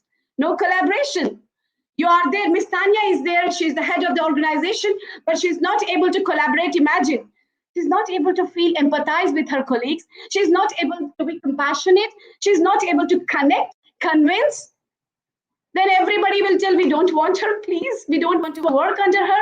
They don't be, and also they don't show that, what you call, respect, and they don't show that accountability to her. So her company is lost. What will you do, Miss Tania, if you hire such people with 99% when they don't have? So we need to be accountable. We need to be ideal. We need to have, these are the basic values that our gurus of our centuries has taught us.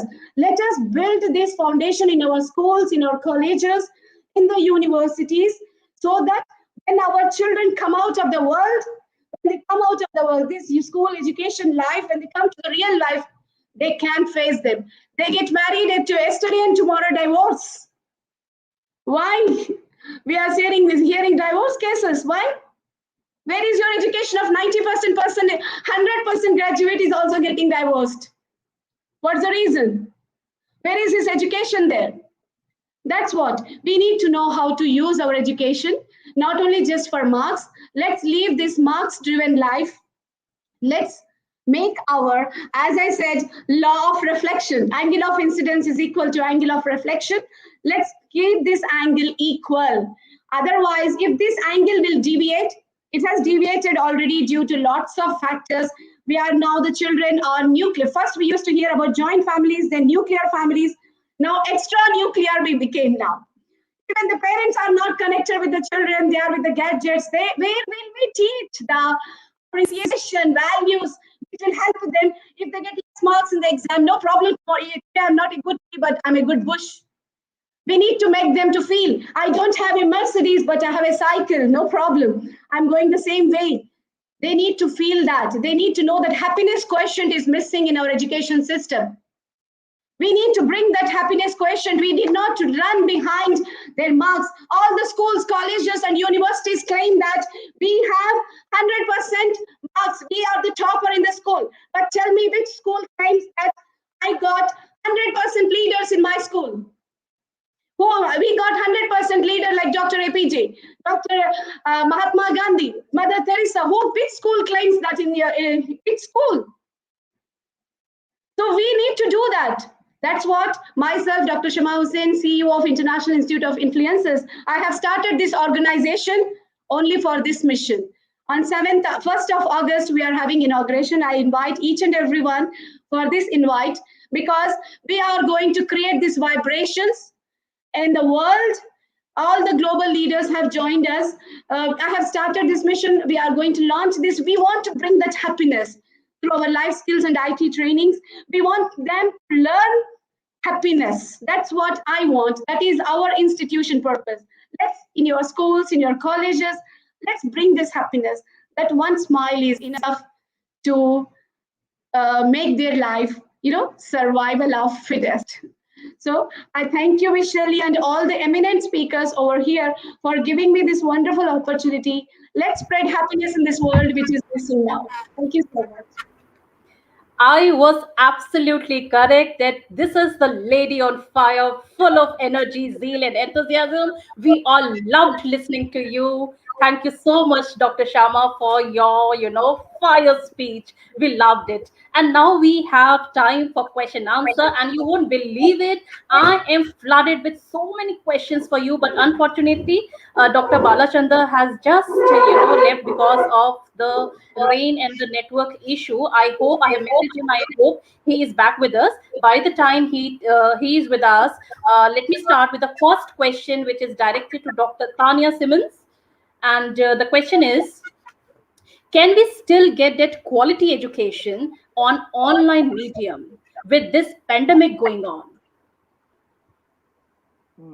Well, that's an excellent question. First of all, I want to just say that all the speakers on this platform have been just blown me away. I'm just so honored and humbled to be with you guys today. I mean, my goodness, I've really enjoyed this. I've learned so much myself. So thank you so much, you guys. And that last speaker, my goodness, Rainia, everyone on here, it was just, this has just been amazing. Thank you, Dr. Shelley, for this opportunity. First of all, to answer that question, I do believe that it's absolutely possible to have a quality education online.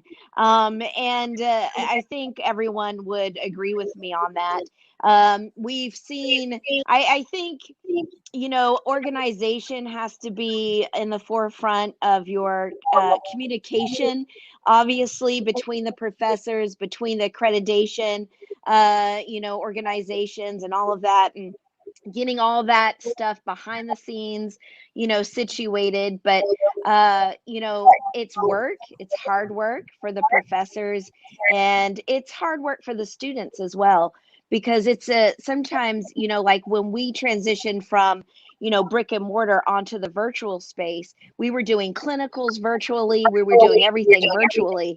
It was at first it was quite difficult, to be honest, just because we weren't, I'll just be very honest and transparent, we weren't as prepared as we should have been, to be honest. But after a couple of months, we worked hard. We got the system, we got the program to where it needed to be. Our passing rates were, you know, very, very good as far as NCLEX and those types of things. But on a you know, state level, national level as well. But so yes, I do say for sure you can get a good quality education online.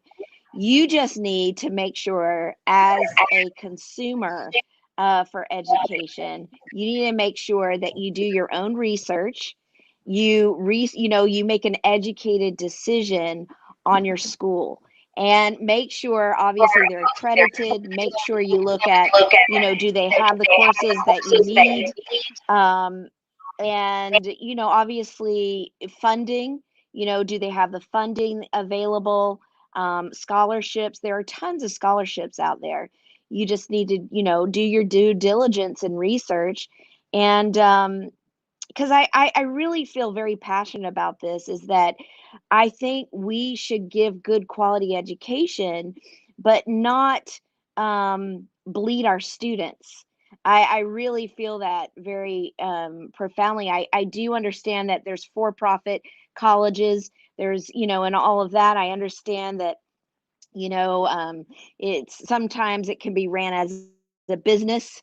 But I do believe the importance of making sure, I'm sorry, I'm having a little bit of issue here, making sure that we do our due diligence in giving good quality education, as well as the consumer making sure that they're having due diligence in, you know, researching appropriate universities online is important as well.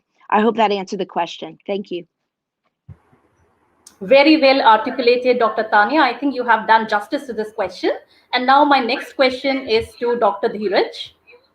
The question is, which national education policy points do you think will be helpful for Indian education system? Well, as I pointed out in my deliberation as well, that the very inception of the whole policy has been drafted and crafted with intelligent minds. So I don't think that there is any space for criticism there. And all what initiatives have been taken by the government actually prove out to be a wonderful notion and an initiative to be implemented with the very perfection.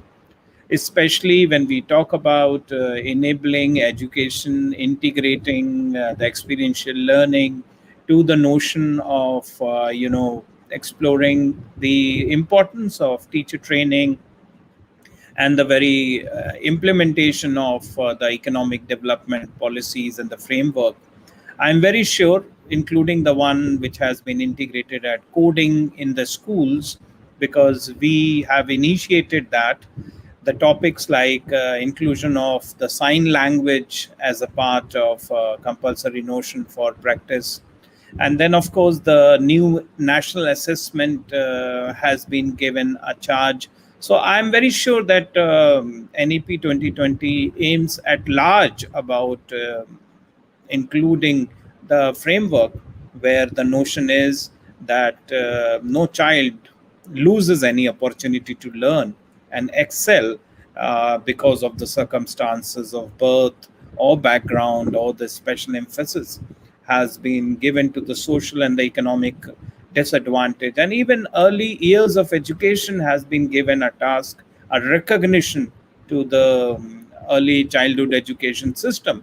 So these are some of the points which we, the educators, are looking forward, to the implementation part, and also the setting up of the state schools standards authorities, and of course the quality assessment and the accreditation framework have brought in forward the quality awareness about the quality of education being deliberated, and also the check. So that probably we are looking forward, and much of the preface has been talked about by the integration of the 5+3+3+4 mechanism of delivery of education. So I think all these concepts are well unique and hard to implement, of course. So we will be requiring, awareness programs like these to, bring out the cause, the change, and the implementation in the best possible manner. That's my say. Thank you very much. Fantastically answered, Dr. Dheeraj, and I think the justice is done to this question. And now my next question is to Ma'am Rania, and this is a good one. Though I've received so many, but I have picked one. This one: what common factors or differences do Greece and India have in their education system? Well, this is not easy to answer. I think that in Indian system focuses more on theory and not in practice. I think this is one thing, as far as I know, and I see that from my experience that this year I gave them a lot of lectures in universities there, and many universities were very excited when I presented them all this philosophy about the STEM vision, and how we need more hands-on activities, and how we need more practice and experiential learning. And they told me that this is one of the biggest problems in Indian curriculum, that this focus on theory. And I think that we have the same philosophy as far as how to be the quality of education. And here I want to say, as far as the previous question is concerned, how your education can help us there, because during the COVID pandemic, we can see how it's important create positive emotions, and to make our learning more challenging through challenging activities. So what is very important to the message I want to transfer to Indian teachers is try to apply brain-based strategies, brain-based techniques in order to make learning more pleasant, and always have in mind that emotion is very important, and try to develop social skills, although we have online learning through collaborative platforms. And I think that we have a great collaboration between India and Greece as far as university is concerned, as far as research is concerned so far. I'm planning on coming to India, and I'm collaborating with many universities there. So I know from my own experiences how much engaged they are in research. We have the same problem of funding, because in Greece here also research government has not doesn't fund, and I know that in India happens the same. We don't have the same funding, but I think that the key here is international collaboration, and how through the national collaboration, student mobility. It's another thing, very important thing.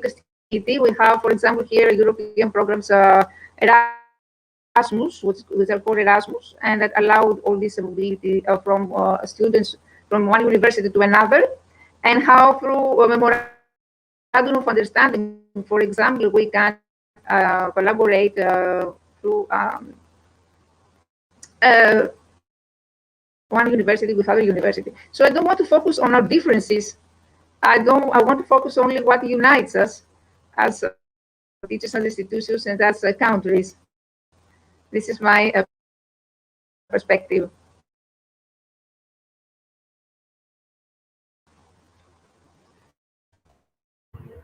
Fantastically spoken, Ma'am Rania. It is too good. And now my question is to Dr. Dwivedi. As per your presentation, the question has come to me that which education period is the most crucial for development of a student? Is higher education time duration enough or could it be less? The most crucial period of education is actually primary education.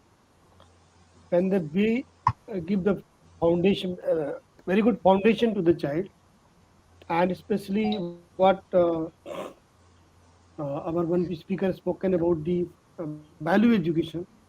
We invite the children with the basic foundation, with the basic well education. I'm sure it will be the best time to groom and learn more and more. And similarly, the child will also gain the knowledge in higher education, and that carry forward also. Thank you. Very well answered. And now I focus my question to Dr. Sharma. And the question is,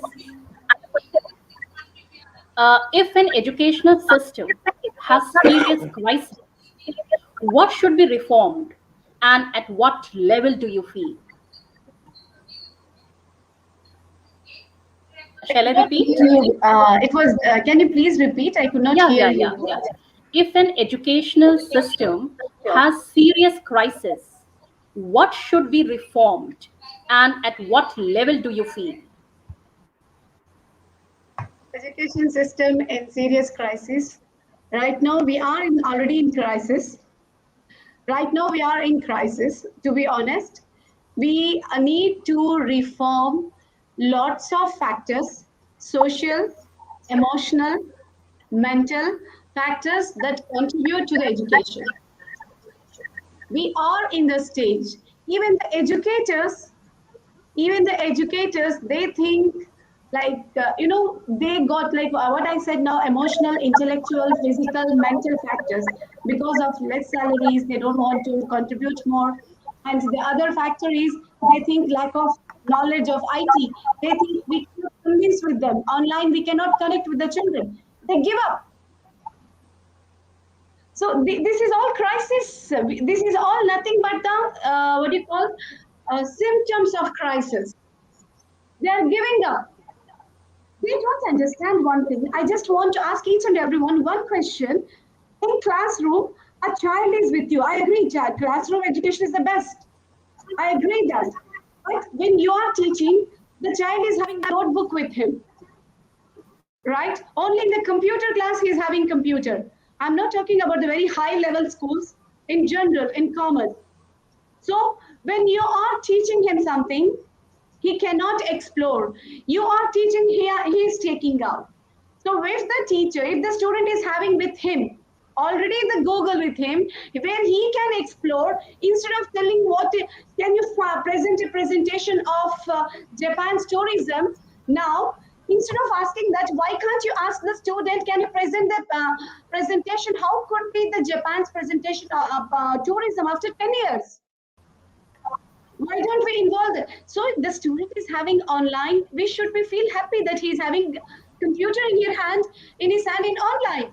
So he can explore and he can bring you more than what you know. Instead of that, the symptom of crisis is that the educators are giving up, thinking that in online we cannot connect to them, we cannot convince them. So they need to be trained first. They need to be reformed. They need to reform first, not only in the training. That's what I was telling. It's not just we call them, they will consider it, we have workshop today, we have to go and sit, we will get a certificate. The motivation should not be the certificate. The motivation should not be the certificate. As a leader of the school, as a leader of the organization, we need to work out some efforts where we can mold the educators' minds. Where we need to motivate them not for certificates, not for increment. We have to motivate them to bring something in the coming life of the education, of the life of the children. Yeah, whether it can be school, whether it can be college, whether it can be a university. Because we are wasting their time. We are wasting. So the reformation should be, that's what I said, all together, spiritual, mental, intellectual, and emotional reform should be done in our education system. Right now, we are in the crisis stage. If we don't overcome this crisis, if we don't understand the symptoms, then in coming generation, the children will lose the value for respect. You know, now it is already started. When you are giving the project in the school, they are going and buying artificially from outside. People are writing for them projects. People are writing assignments. They are buying and they are just uploading it. They are submitting it. Because there are no ethics here now. You will tell plagiarism is there, you to stop it, you will tell how much you will strike. You will tell plagiarism, then what they will do? They will try to make somebody to pay money and get it written. That's where we are lacking.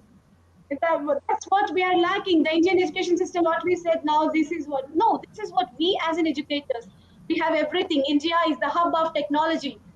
World is coming to us. We have that technology. We are the suppliers of technology to everyone.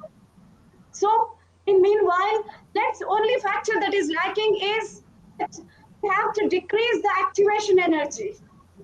That is focusing us. We have to act as a catalyst to increase the rate of reaction by decreasing the activation energy. We have to lower that activation energy here now. So this is what we need to work on. Let's understand these symptoms, each and every one, where we are lacking, where the ethics are lacking in education. If these ethics are reformed, then definitely we will overcome. They should understand that they are not studying for certificates. They need to get the value of that. They need to know what is the purpose of that. So this is what we need to make the students understand. If you permit me, I'll just tell you 1 minute, one small story. There was this small boy.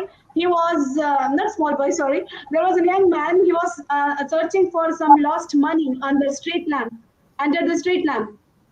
One person moving on, he comes and asks him, what are you searching for? He said, I lost some of my money here. Can you give me that? And he said, I would like to help you. And he comes and help him. He started searching the money somewhere nearby that area, and suddenly he gets a doubt and he comes and asks him, can you please exactly tell me where you lost it so that I can help you exactly to find out and we can reduce the time? Surprisingly, he said, I lost it in the second floor of my apartment. The man was surprised. You lost it in the second floor of the apartment and you're searching in the street, under the street lamp? What logic is this? He said, there is no power. How can I search? Here I can see the light under the street lamp, so I'm searching here. That's what's happening with our education system now. We are not self-aware that what we are lacking, what we are gaining. So we need to know where we have to focus exactly. So as Newton's third law says, for every action, equal and opposite reaction.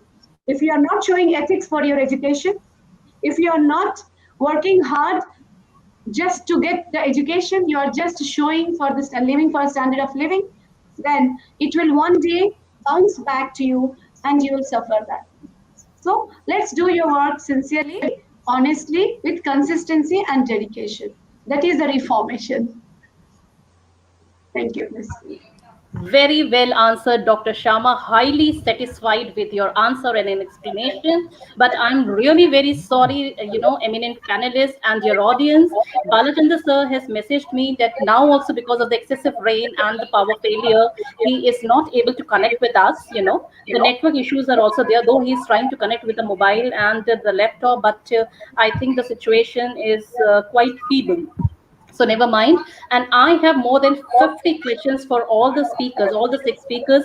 But because of the time constraint, I am not able to handle so many questions because all our eminent, guest speakers are from the different time zones. And I think it is more than 2 hours and I need to wind up.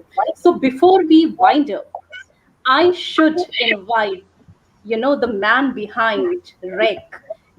I am just a host, I'm just the face, but now it's the time for the felicitation and for the vote of thanks. And for this, I want the founder, the CEO of, Edicals, Unite of Scholars, and Rec to be there on the screen for the felicitation ceremony. So here we have Mr. Ratish Gupta in front of you to do the honors. I welcome you, sir, on the platform. The platform is all yours now. Thank you so much, sir. Thank you very, very much. Thanks to all REC community. I'm Ratish Gupta. First of all, I want to convey my heartiest greetings and regards toward today's guest speakers. Each of them had given their best insights from their respective fields. As you all know, we simply can't compare between such of fraternity. REC Talk is growing rapidly by the help of such great speakers coming on the platform and igniting the society. And I would like to felicitate our wonderful and delightful guest speakers for such a great evening. I would like to present a token of gratitude for you. Please accept.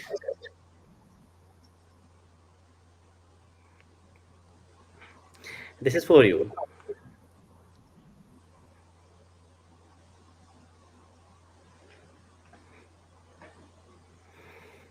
Thank you very much. And I also would like to thank Dr. Shelly Bish ma'am and our audience who made this dream come true.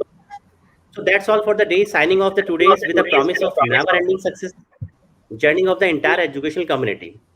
Thanks to all once again. Thank you very much. Thank you. Thank you. Over Thank to you very much. Shelly, ma'am. Thank you. Thank you. Thank you Thank you, so sir. much, Thank you Thank so Mr. much. Ratish Gupta, Thank you. for the honors you have given to the Thank you. eminent Namaste. guest panelists over here, and for all the support. For Sure. all the support, you were the reason behind for the success of today's, Only not platform. me. Only not me. Only not me. Yes. And Rania fantastic. ma'am, I mean, it was Dheeraj such a sir, tremendous Rania show, ma'am. and it was such an honor listening to the great eminent panelists over here. So Yeah. much of learning, As I always say that I'm a learner, and there is no age for learning. And I hope and I wish that as I have learned so much from these eminent panelists, I'm sure the justice is done to the participants and the attendees as well. And they have taken the key insights and takeaways from the eminent guest speakers over here. So my attitude of gratitude to each and every one of you to have accepted our invitation, to have taken time from your busy schedules to be over here, and to be here for more than 2 hours session. And I'm so sorry the session got extended because of the tremendous performance of all speakers over here. So I wish that you all have a long association with us, and you will return back to REC Power Global session once again with a promising topic and with a promising profile. So thank you so much. Now I, Shelly Bish, the host for the show, signing off. And thank you so much for your time and for delivering all the deliberations. Good luck and best wishes in future as well. Can I Thank you very appeal to all the present people here? Yes, sir. Sure. Why not? Please, sir. Give a big round of applause for the Sally, Dr. Sally also. Sure, sir. Sure. Always. It is an honor. Really, sir, it is an honor. She has done really wonderful job, and thank you very much to all. And thank you, sir. Thank you very much. Thank you, sir. Thank you. Thank you very much. Thank you. Thank you.